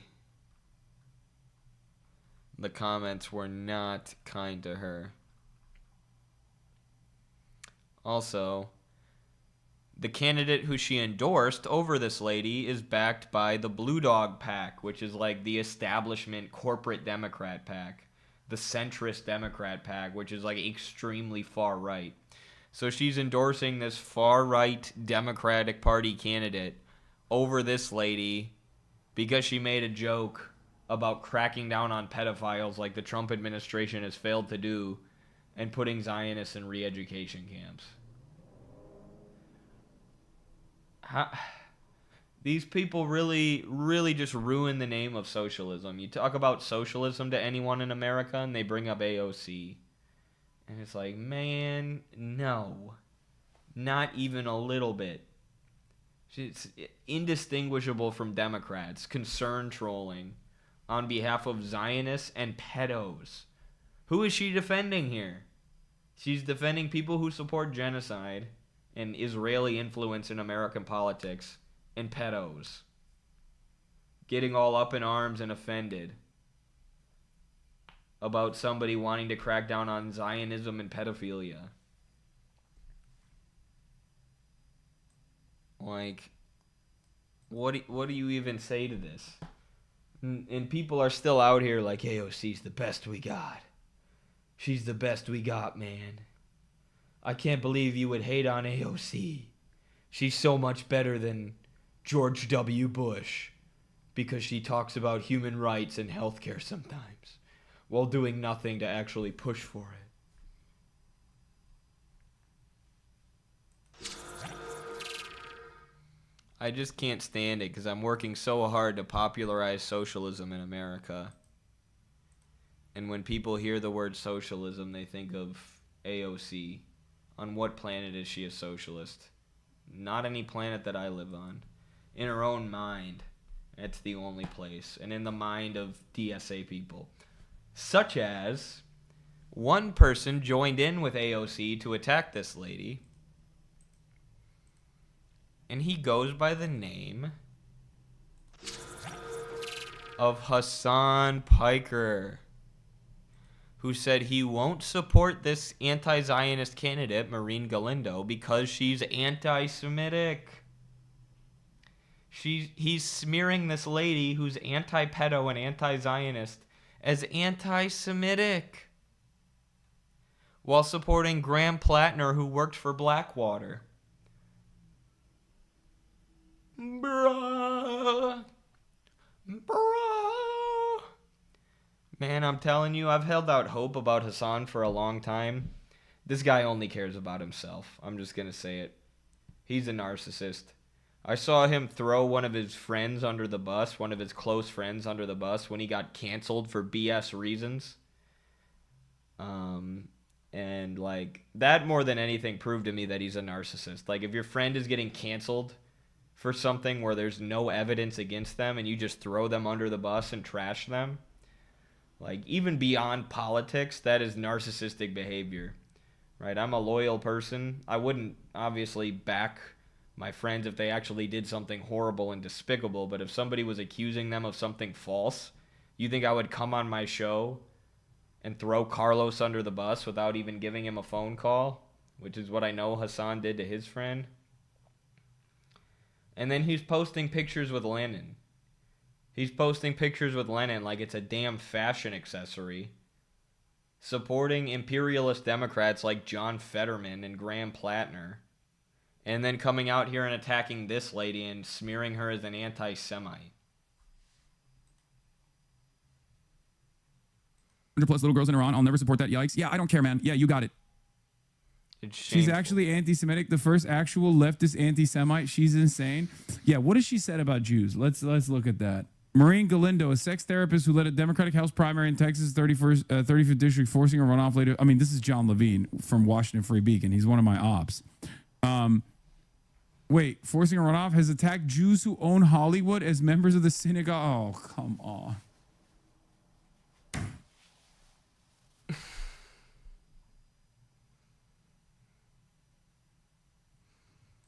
You know who else said that?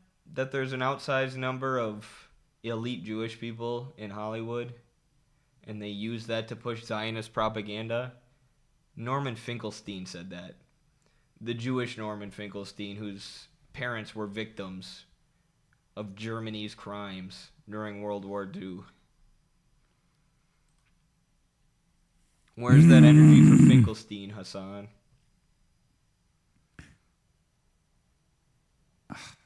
God damn it. Can't have anything nice, you know? He sucks.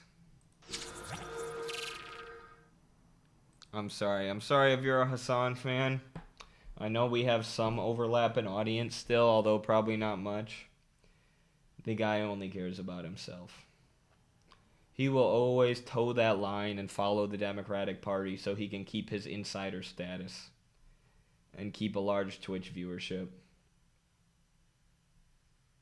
That's it. We need the Haas Lamentations right now. Sing the Lamentations. Jackson's tweets. Hassan can't be a Leninist because of Jackson's tweets. Why are they so mean? Why did Jackson post those memes? Jackson's tweets. He wore a MAGA hat. I cannot organize my workplace now because of Jackson's tweets. Jackson, who has 3.8 million followers and is beloved by Africans and Latin Americans who are anti-imperialists and Arabs around the globe. I know better than them. Those silly brown people who love Jackson because he sides against empire on every major issue, they don't know as much as me. The queer, transgender, Turtle Island communist. I understand that Jackson is a reactionary because of his memes. Galindo's tweet. How dare she? How dare she advocate for pedophiles to be put in prison? How dare she? Totenkopf tattoos, that's okay. Working for Blackwater is okay. Go out and vote for John Fetterman. Eddie Liger is a racist for saying that John Fetterman is an imperialist. That actually happened. I called John Fetterman an imperialist, and Hassan fans swarmed me and called me a racist. And then he became the most ardent Zionist in Congress. That actually happened.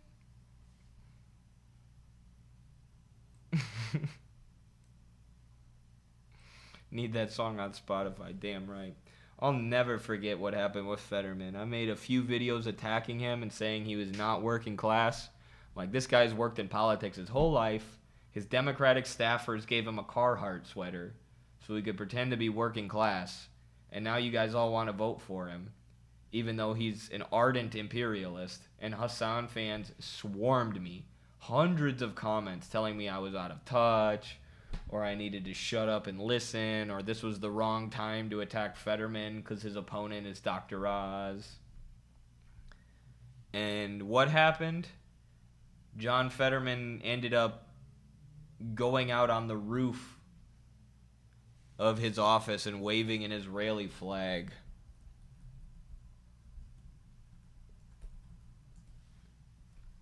Deadass. This, if you guys missed this, Palestinian protesters went outside John Fetterman's office and he went out on the roof and waved an Israel flag. Has Hassan Piker ever apologized for endorsing this guy? I know a lot of his fans have since apologized to me for attacking me when I got this right and pegged this guy as an imperialist from the beginning, but I'm the fascist, right? I'm the fascist because I don't have pronouns in my bio, even though I was the one who called this guy out from the beginning, an actual fascist, an actual supporter of the ethno-state, the genocidal ethno-state of Israel. But you can't call Hassan, you know, a fascist or someone who endorses fascists because he endorsed this guy. I'm the fascist because I don't use, you know, they, them pronouns or whatever.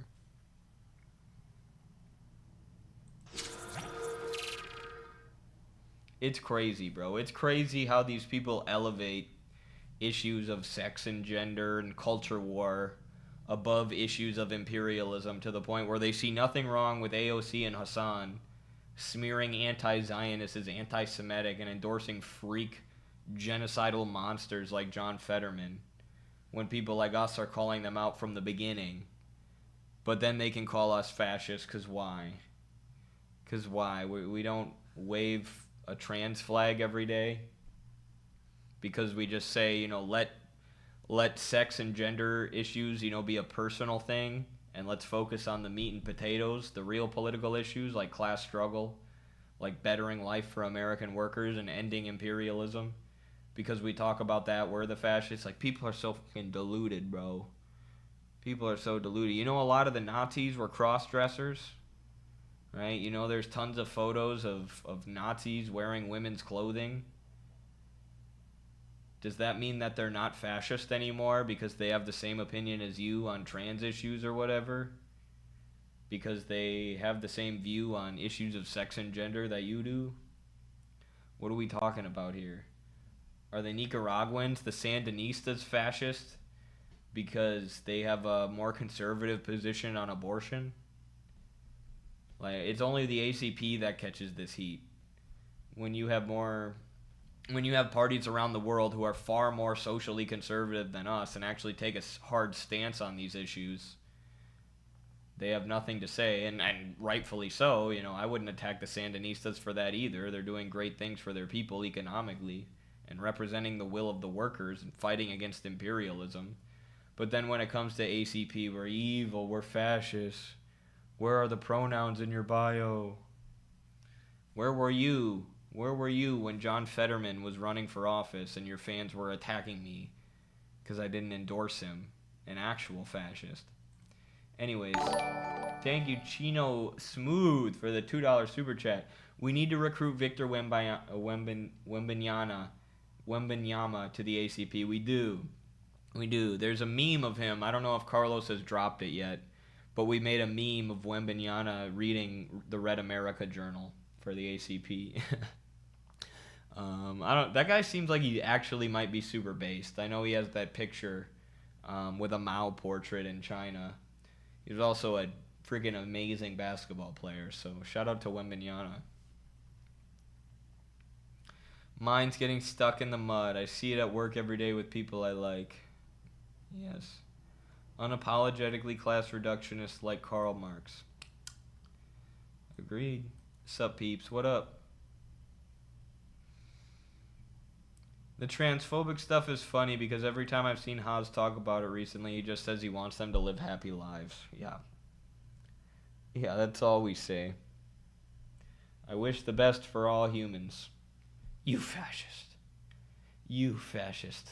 Until I see Midwestern marks in infrared wearing bras and panties on stream, I won't believe it. Even when I was like, I didn't even talk about these issues, people were already calling me fascist. One woke leftist went through all my followers on TikTok, or the people I was following, and said I was following way too many cisgender white males, so therefore I shouldn't be trusted. And they commented that on like all my videos. This big leftist account was commenting that on, like, spamming it. And then another forever people would say, why aren't your pronouns in your bio? Why aren't your pronouns in your bio? Why aren't your pronouns in your bio? I get that TikTok comment all the time. I'm like, why do you fucking care, dog? Why do you care? Obviously, I go by he, him. Obviously, I'm a dude. Okay? It's not that important to me. I'm busy talking about imperialism and genocide and Wall Street and the big banks and debt trapping and making regular Americans' lives better. So sorry, I don't think my own individual pronouns and my own individual identity is that important, because I'm trying to fight for humanity here. And I actually think it's quite narcissistic to try to elevate your own individual identity to the level of these other issues. So I don't talk about it because it's not important to me. But that's fascism, apparently. It's liberalism because it's individualism to the utmost degree, right? My pronouns, my gender. Thank you for subscribing, Scars. My sexual orientation is as important as kids fighting in Gaza being, genocided by Israel with American tax money. And Haas and I on a TikTok debate, we had someone actually say that. Somebody said me and other queer people in the South are fighting the same battle that the Palestinians are fighting because we're oppressed like they're oppressed. And it's like, man, please never say that again. Please scrub that from my brain. Yeah, you're in the same position as people who are having missiles dropped on their heads from the day that they're freaking born. Because there are some old boomers in the deep South who don't respect your pronouns or whatever. They are the fascists because if you disagree with them, they will cancel you and even physically attack you. Yeah, and what do fascists do? What is fascism? It's the state using violence to crack down on class struggle, on real working class movements. And that's exactly what these people do. I mean, they don't have the power of the state anymore because the Democrats aren't in power, at least. But they utilize these issues to attack you and smear you for being a communist. Oh, you want to organize the workers, but you don't talk about these other culture war issues? You're evil. You're terrible. You deserve to be killed. People say that about ACP all the time. People have posted publicly that they need to start killing ACP members, right? Because we're evil. Like, that's fascism. We are communists trying to organize the working class, and you're saying that the state should imprison us and kill us. That's what Hitler did. He imprisoned and killed communists over weird-ass reasons with weird, justifications. And it's something that we predicted from the beginning. And there's a lot of people like that guy Vrillium, Vrillium, who were like democratic socialists, leftists. There's pictures of him like cross-dressing and stuff like that, who then became a white nationalist. Like, the overlap is huge. There's a lot of white nationalists today who are in Nick Fuentes' community, who were in ContraPoint's community a few years ago. These people hang out in the same social circles. I've seen it. Because all they care about is, like, sex and their own identity and race, right? These identity issues, anything but class. ABC politics, anything but class. That's the real horseshoe theory for you.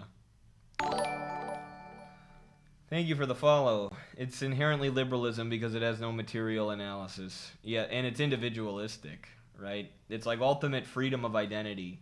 You don't have the freedom to, this is America today, you don't have the freedom to get health care or to own a house or to have stable employment or to raise a family. But you do have the freedom to call yourself whatever pronouns or get gender-changing surgery or whatever. Ultimate freedom for the individual with your own identity, but no actual real material freedom. Lemma, please never say that again, for real. I sometimes feel like people who make culture stuff their biggest issue is a psyop, or at least I hope it is. Yeah, for some people it's real, but I think a lot of it is like, boosted by the algorithm. Definitely on Reddit it is. And then there's got to be like actual CIA bot accounts out there, posting stuff about how if you don't have your pronouns in your bio, you're not a communist. Just the most divisive identity-based stuff. Because they know the majority of American workers are like socially conservative too. So it's like, how do we stop socialists from catching on? Well, we make them all obsessed with these identity issues and with this culture war stuff. so that they can never speak to the material interests of the actual working class in America. And that's not me saying you should just agree with everything that the average worker says, right? If a worker supports war in Iran, you should explain to them and educate them as to why that's wrong and why that's actually hurting them, right? But a lot of them will be open to that. A lot of them won't be open to the idea that, biological men should play in women's sports. Does that mean we shouldn't organize them because they think that, man's bodies have an advantage in sports over women's bodies? We shouldn't organize them, get them in a union, right? Teach them about communism and imperialism. It's just absurd. It's so absurd. The perfect divide and conquer strategy. Divide and rule. Yeah, exactly. Exactly. I am a communist, but I'm socially conservative. Many people are. Many people are, and I would argue there's nothing wrong with that. I don't think you should be hateful of anybody. You should want the best for humanity. But to get obsessed with these culture issues is pretty ridiculous. And Carlos did a whole stream on that the other day that was really, really, really good. Really good. Talking about, how socialists can have quote-unquote traditional values. And capitalism, it erodes everything. It erodes the family. It erodes any sense of real identity and place in the community. And actually, through socialism, you can, maintain some of these things. You can give people the ability to have a nuclear family, as the conservatives would say, right? But under capitalism, it erodes that kind of stuff. $4.99. Thank you, Scars, for the super chat. Appreciate you, brother. Another super chat. You guys are killing it today. If anyone wants a solid Marxist analysis of this exact subject, I recommend the book No Politics But Class Politics. Sounds very interesting. Sounds very interesting. I'm also culturally conservative. Yeah, I'm not surprised many people in our audience are. Why doesn't the ACB officially condemn LGBTQ as capitalist degeneracy, tell F-voids to left off instead of trying to reason with them? It's a good question. I mean, we talk about the LGBTQ lobby, right, as a way to divide people and as its own interest group. And as something that's pushed by big corporations who, douse themselves in rainbow flags every Pride Month. Including Raytheon and Boeing and these weapons manufacturers. Like, we talk about this stuff. But in terms of, people's actual personal identity and sexuality and things like that, it's just we just say it's a private thing, right? Do what you want in your home. Do what you want with your life, with your sex life and personal life and things like that. But this has nothing to do with communism, right? So in a way we do, but, we don't tell any individuals to F off. But maybe you're right that we shouldn't try to reason with these people so much. I get what you're saying. Adolf Reed. Dude, Adolf Reed is so good and underrated. I mean, he's more about the race issue and was injecting some rationality into BLM. But, great, more bloody flags. And I've said stuff before too, when I was in Russia, I was posting pictures of Red Square, and I'm like, is this not more visually appealing than, flags having to do with sexuality and gender plastered everywhere? And, of course, people were calling that homophobic. I'm like, I'm not even saying anything about individuals. I'm just saying, why does a flag that represents sexuality, sex, this very private thing, have to be plastered around every public space? Right? Can't we just have nice infrastructure and things that are appealing to look at, like Red Square being the perfect example? Why do we have to be thinking about sex all the time? Why do we have to have butt sex on the mind every second of the day? That's for real what it is. Every time you go to a cafe, it's think about butt sex between two men. Think about gender transition surgeries. It's can't I just have a damn coffee? For the love of God. At the end of the day, it's not really that big of an issue compared to class and anti-imperialism, of course. Of course. The navel gazing, yeah. And Lenin said the same thing, you know. He's like, these sex and gender theories come from the bourgeoisie. It's mostly people trying to justify their own, what he called abnormal behaviors. Yeah.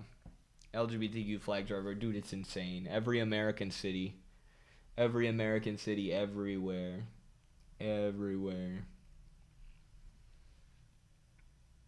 Man, it's just like, why?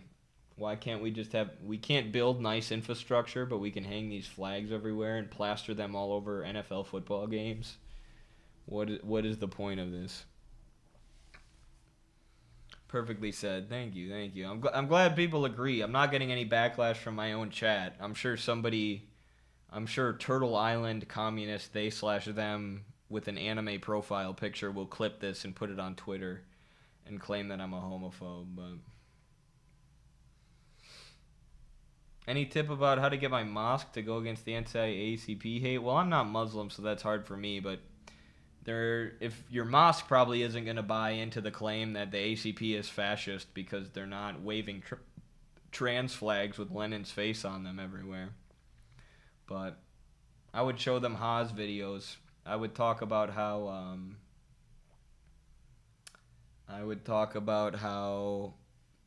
socialist ideals. Carlos and I talked to a Muslim guy about socialism a while back. It was really good. And we were talking about the overlaps between Muslim governance and socialist governance, and how all the Abrahamic religions ban usury, right, and debt trapping, and that's one of our main things, is canceling the debt and nationalizing the banks and getting rid of usury. Really, it's all about debt nowadays, too, because our economy is so financialized and parasitic, and it's all about making money out of nothing rather than actually producing things, and everything's produced in China because they're socialist. Really, all you got to do is talk to normal people about debt, and then you have these conversations and you realize everybody's in debt. I don't know what the studies say, but it's like 80% of Americans have debt or even higher. And then like 40% of Americans have medical debt. That's one of the craziest stats ever. Just from the healthcare system. Almost half the country is in debt just from the healthcare system. So, I mean, that's for Muslims or anybody else. Talk about the debt. Lenin did not support LGBTQ. Yeah, I mean, the Soviet Union was quite conservative. Actually, I have a conservative friend who is very sympathetic to the ACP and to Marxism. And I need to read his senior thesis because I think he finished it. But he wrote his senior thesis on border control policies in the USSR and in the Eastern Bloc countries. So basically he's saying all these conservatives have this idea that socialist countries were all about open borders, right? And, just let everybody in no matter what without any kind of control. And in fact, they actually had very controlled borders. And it's not like they barred all immigrants, but the people they let in, it was in line with the Central Economic Plan. And of course, they weren't creating a bunch of immigrants by destroying countries in the global south. So basically, his argument is like conservatives should support socialism because they had a rational, planned, and humane border policy. Really, really, really interesting stuff. Really interesting stuff.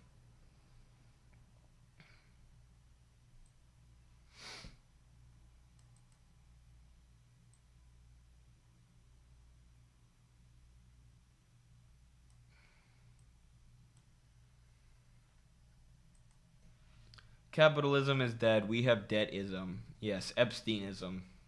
Capitalism is pretty much, I wouldn't say dead, because it's like capitalists who are in control, but like old school free market capitalism, industrial capitalism that Karl Marx lived through, totally dead. It's parasitic, Epstein-style, centrally planned capitalism, or, bourgeois socialism even. Like Haas has gone as far as to say, like, and Logo de Dalis have said, like, every economy nowadays is basically socialist, not in the sense that the workers run things, but in the sense that it's centrally planned by the Federal Reserve, by the monopolies, by the big banks. That's true. Who decides where the money goes? It's the banks who print the money and control the money supply. And after World War II, these decisions become much more political and government controlled. Michael Hudson talks about this in Super Imperialism. And there was actually conflict when the World Bank and the IMF were being established because New York stock traders and private interests wanted it to be based in New York, so that so that Washington D.C. politicians couldn't have control over the IMF and World Bank, which are basically global versions of central banks. But they based it in Washington D.C., and this gives increased political control and political influence. And political consciousness has more of a control over finance and economics and the way that the global economy is centrally planned.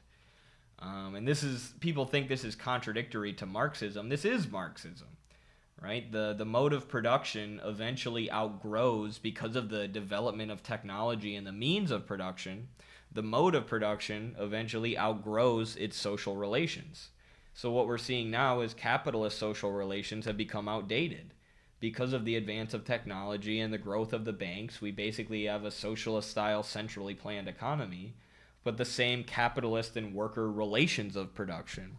And what we need to happen is for those relations to burst asunder, as Marx would say, and have an economy that's planned by the workers, because these capitalist relations of production, these social relations, have become outdated and are no longer rational or squaring with the modern economy.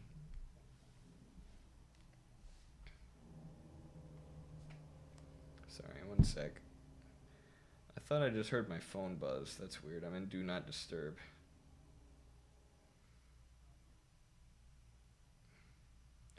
Carlos says... Hold on, this is important, you guys. Carlos says, unpopular opinion... You should mention on stream cold chicken from the fridge, like rotisserie whole chicken, tastes better cold. Thoughts? You guys like cold or warm chicken? Carlos said cold is better. I vehemently disagree. I like that warm chicken. Whenever I tell a joke about free healthcare, Americans just don't get it. But I wish I got to set up my stream deck so I can hit the joke drums on that. UK has NHS, not perfect. US has pay or go away. Yeah, the NHS isn't perfect, but it is better than what we have. But yeah, when people complain about wait times under capitalist countries that have socialized healthcare, it's like, well, look at Cuba. Cuba has lower wait times in terms of healthcare. You just go in and you get whatever treatment you want pretty quick, unless it's something crazy like a lung transplant. But even then, they have shorter wait times. And it's because they've trained up so many doctors, because they've invested in their education system in a way that we don't in America, because they've actively tried to build new hospitals and doctors' offices and trained up all of these medical professionals. Whereas in America, they all become specialists, so they can, instead of being just general doctors, which there's the most need for, so they can make as much money as possible. And in rural areas, if these hospitals and dentist offices and whatever can't make enough money, they just leave. They go under. The hospital system shut them down. And again, a lot of that is centrally planned. There's a few shareholder groups like CVS Group that control the vast majority of medical centers in America. Gusano take LOL. Oh, that's the worst thing you could say to Carlos. So jelly of Cuba's healthcare. Me too. Fried chicken, warm chicken, raw, still got the feathers. Oh hell yeah. This guy Carlos goes to Super Weenie Hut Juniors. This guy who eats it raw goes to the other place in SpongeBob, the tough guy bar or whatever it is. Who was that guy who told Haas, like, in Cuba what did he say? Oh, he said they eat pizzas with condoms on them because they're so poor that they put condoms on the pizza and eat them. Like, no matter how poor you aren't eating rubber, bro. What are we talking about here? Average argument against socialism right there. It's the average argument. That, or what was Haas saying the other day on stream? I don't like communism because I don't want everyone be equal. Communism when everyone equal, everyone get same money. That's like Joe Rogan, unironically. Communism when everyone get same money. This silly. I work 100 hours. Guy work 1 hour. We should not get same money. This don't make sense. Communism is silly. Silly college students think we get same money. No. I am very smart. Cuba does have a lung cancer vaccine. Yeah, they do. And America won't adopt it because they don't see it as profitable, because they make all that money treating cancer with chemotherapy and things like that. Which, how much money goes into cancer research with the goal of curing cancer, right? But do they really want to cure cancer? Are they really investing in that? Because we know pharmaceutical companies and big corporations control what kind of research gets done in healthcare. I've talked about this extensively, especially when I was studying healthcare administration in college. I was telling you guys that all of this research is being controlled and funded by corporations from the top down with the goal of making as much profit as possible. So are they really trying to cure cancer in an affordable way? That would cut into their profits heavily. Incentivized unhealth. Yes. Literally Rogan's take on it. It is. And then leftists go and say to them, yes, communism is when everyone's equal. For real, though. They'll be like, yes, actually, and that's good. I should make as much money from my SoundCloud art of me scratching nails on a chalkboard and singing the Lamentations as you should make from being a factory worker. Because I'm neurodivergent and I literally can't work.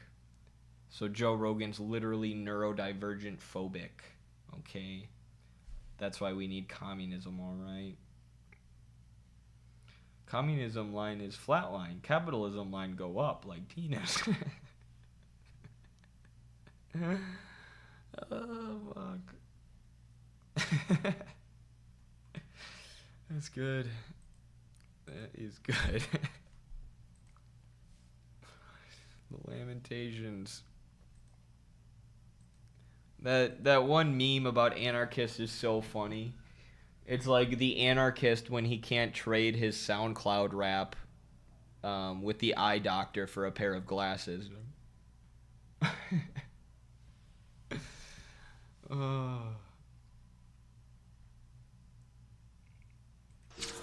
By the way, Thomas Massey lost because the working within the Republican or the Democratic Party is a dead end. Thomas Massey needs to form his own independent third party if he wants to have any chance, because the Republicans will rig it against him. Like they did. It's crazy. I mean, millions of dollars from the Israeli lobby dumped into a freaking election in Kentucky. Like, how absurd the world that we're living in, where Israel's spending millions of dollars to control elections in Kentucky and other elites. But Sean Strickland, UFC middleweight champion, said this: it has nothing to do with Thomas Massey losing. It has everything to do with a foreign government and its supporters lobbying $30 million to protect its interest of a foreign government. This is in America first. I'm more committed than ever to to never vote for an APAC candidate again. And this is why I actually think Massey losing is good for us. Is, you know, as much as it sucks to see that like boomers and evangelicals and Fox News viewers still make up that much of the electorate. It's a Republican primary, right? He wasn't running as an independent. He was running within the duopoly. And people who are anti-duopoly, I hate the way this guy fights, but good take, yeah. True, same. But anyways, the kind of people who we could win over to the ACP and to our side, people who are questioning the establishment and the two-party system, for those people, Thomas Massey's defeat is only going to push them in a positive direction. it's going to make them realize that there's no voting your way out of this system by running through the Democrat or Republican Party. So I was sad about Massey losing at first, but the more I saw the reaction, I'm like, this is actually good for us. And this is something Kyle Pettis said to me. Because I was like, if Massey loses, I'm going to become a third worldist and lose hope in America and move to Tunisia. But he was saying this is actually good for us because those people who are disaffected by the political system are losing faith in that two-party duopoly political system and are more likely to become revolutionaries. And I've seen that play out in real time. I agree with him. And this is just one example. I did a video on this too.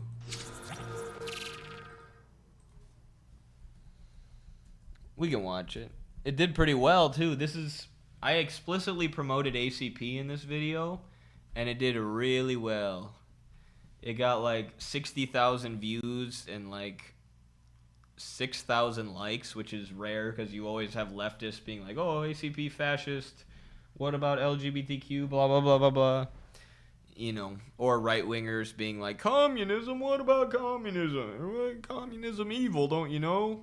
And you had a few of those in the comments. But ultimately, this was one of the more positive reactions I've gotten from a video where I explicitly promote the ACP. Look at this, 67,000 views. By the way, my TikTok's been doing amazing lately. We're almost to 400,000 followers. Based.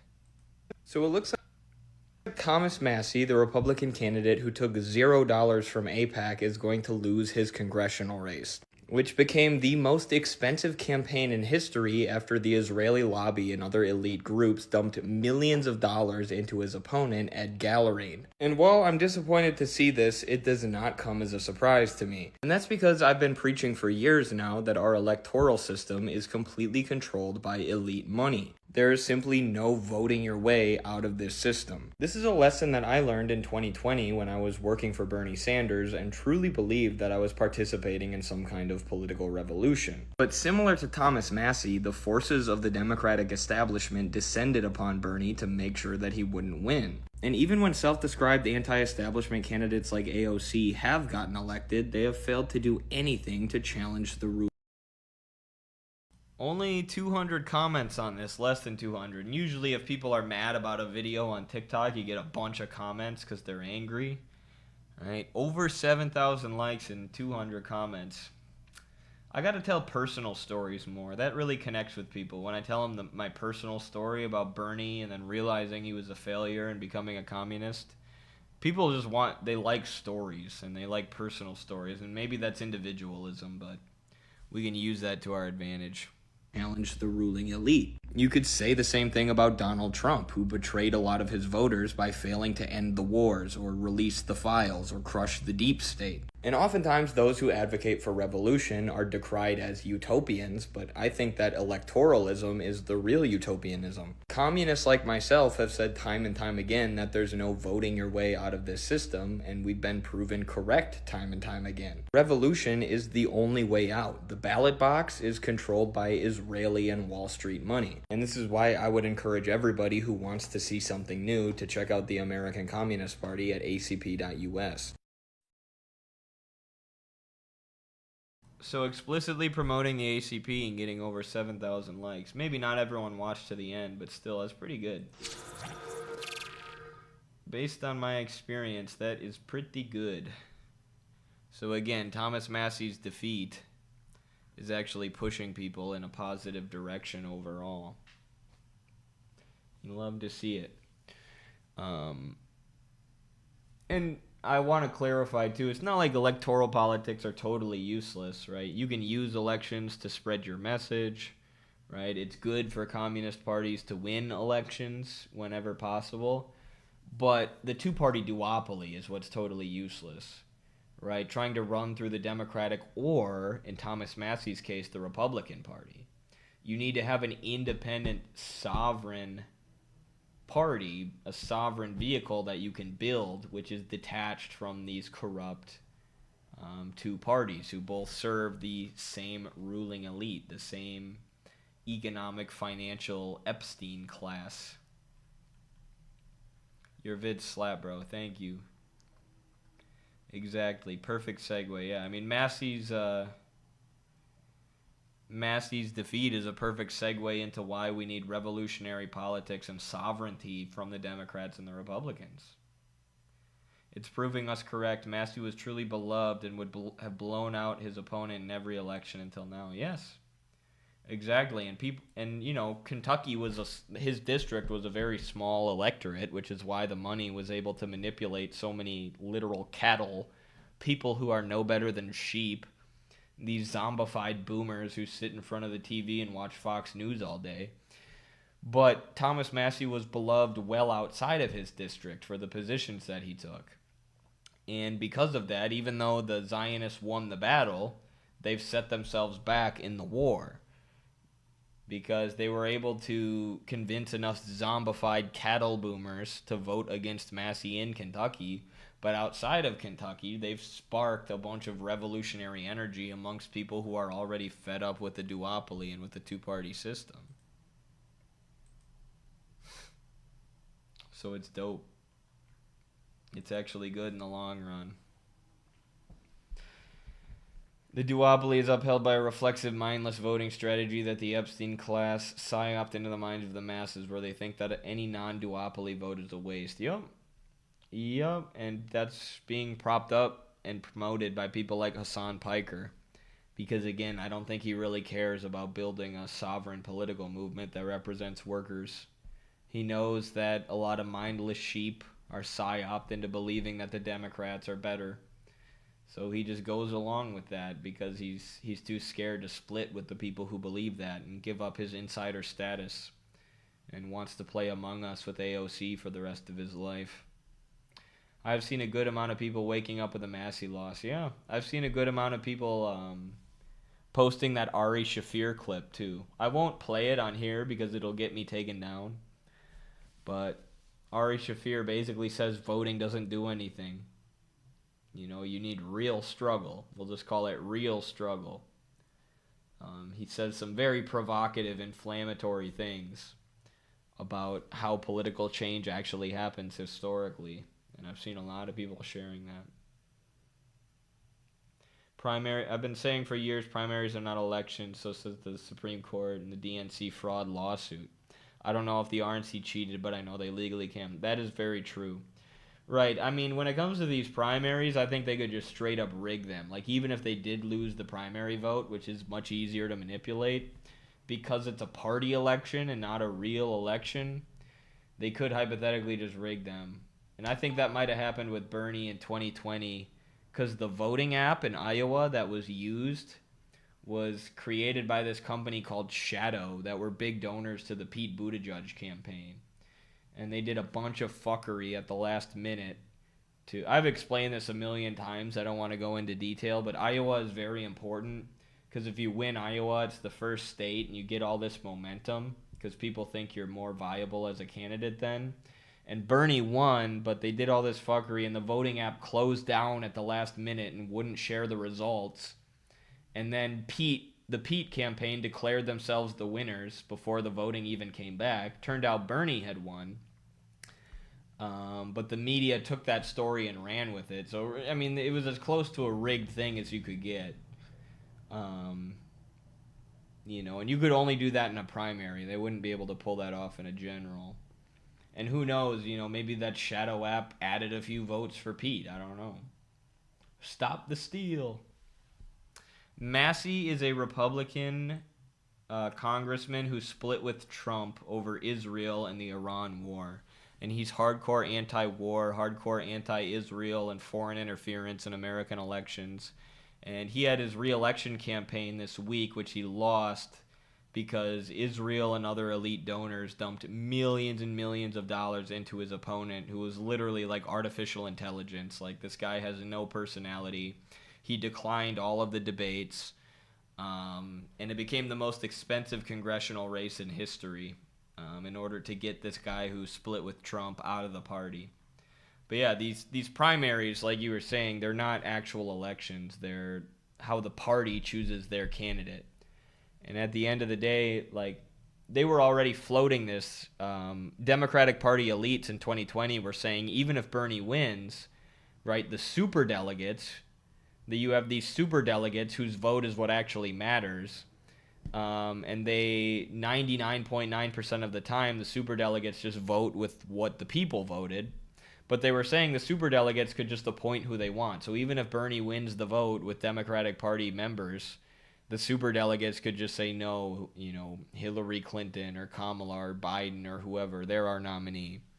And they were floating that idea, before Joe Biden ended up winning because of the scam that they pulled off by having all of the candidates drop out and endorse him on Super Tuesday. And all the fuckery in Iowa. FozCon, what up, brother? Thank you for the super chat. Appreciate you. All of our Patreon supporters at patreon.com/MidwesternMarks and our super chatters today. As someone from Kentucky, the Massey election is weird, especially from someone no one has heard of. Also, the mail-ins were weird. Trump didn't mention, there were like 10,000 mail-in ballots for Ed Gallerine. That's what I'm saying. If they really wanted to like straight up top-down rig one of these elections, they could. Which is why for the next general election, the Republicans are saying they want ICE members at every polling station. They want ICE to monitor the elections, which is like essentially like a private army of Trump at this point. It's like, oh my God. The facade of democracy is slipping. Nobody believes we have a real democracy anymore. Nobody. In 2016, there were multiple states in which the exit polls showed a complete different result, and back then, too, Bernie said nothing. Yeah, Bernie's a coward. He didn't say anything about it, but yeah. And Parenti has a theory about, like, the 2000 elections. What was it, Bush versus Gore? He had a theory. I can't remember what exactly his evidence was, but a theory that it was essentially rigged. Using whatever nefarious methods that are hard to explain to normal people. Like the Bernie thing is hard to explain. That's why I don't want to go into detail again. If you if you aren't transsexual, you're not good enough to support against imperialism. So true, King.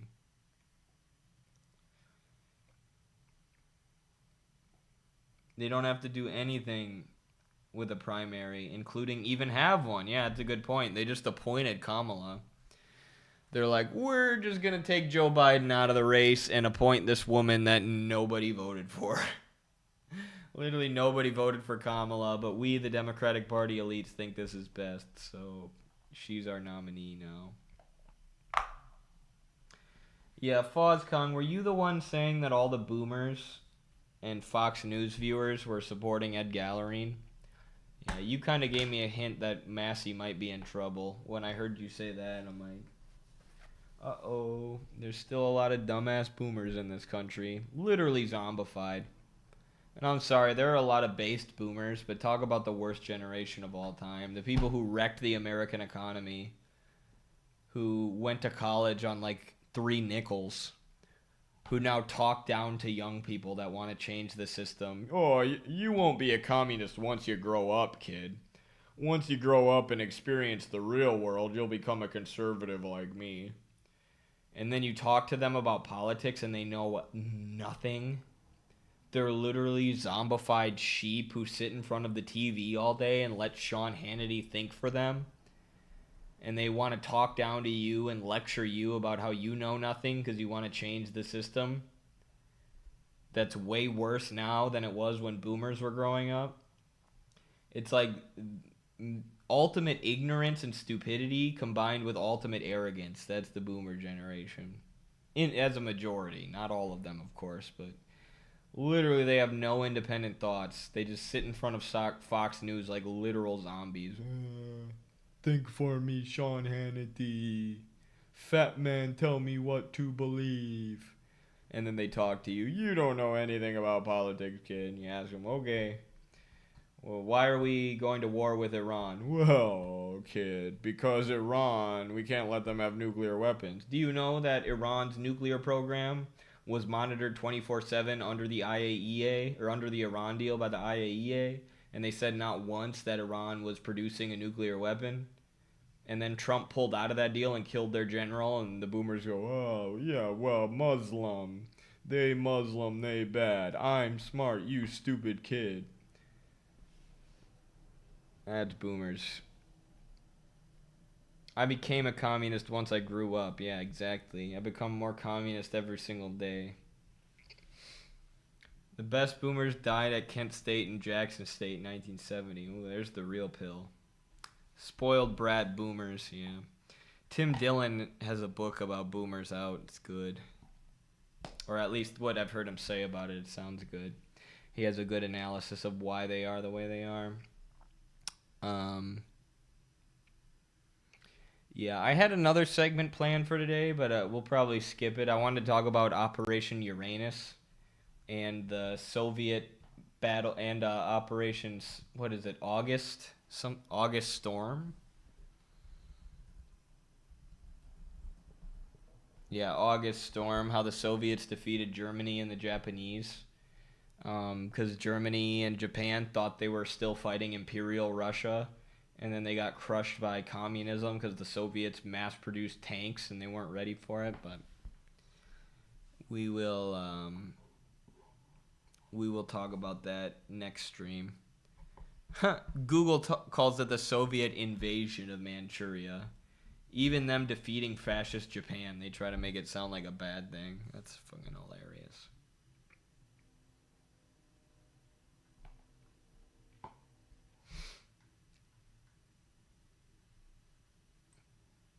Sounds like American boomers are the exact same as British ones. Probably. British ones are probably even worse. Alright, y'all. I think that's it for me tonight. This has been an awesome stream. Thank you to all the super chatters. Thank you to all of our Patreon supporters at patreon.com/MidwesternMarks. Been super, super fun hanging out with you guys. Next stream, we will talk about World War II and whatever's going on in the news. Maybe we'll dunk on Joe Rogan a little more. Lennon Dubois left the stream because of Operation Uranus. You know, Carlos was saying that's a bad name for an operation. I think it's the perfect name. Because, like, what defeated Hitler? And then you could say Uranus. Your anus defeated Hitler. Because he was such a butt. Owned. Hitler owned. Oh, wow. Thank you. Super chat right before we head out. Thank you. Why didn't it show up? 100 Argentinian bucks. It's not showing up on the stream. Helicopter ride memes are fine, but not gulag or cultural revolution jokes. LOL. Very true. Thank you very much, comrade. Thank you, everyone, for hanging out today. We'll see you.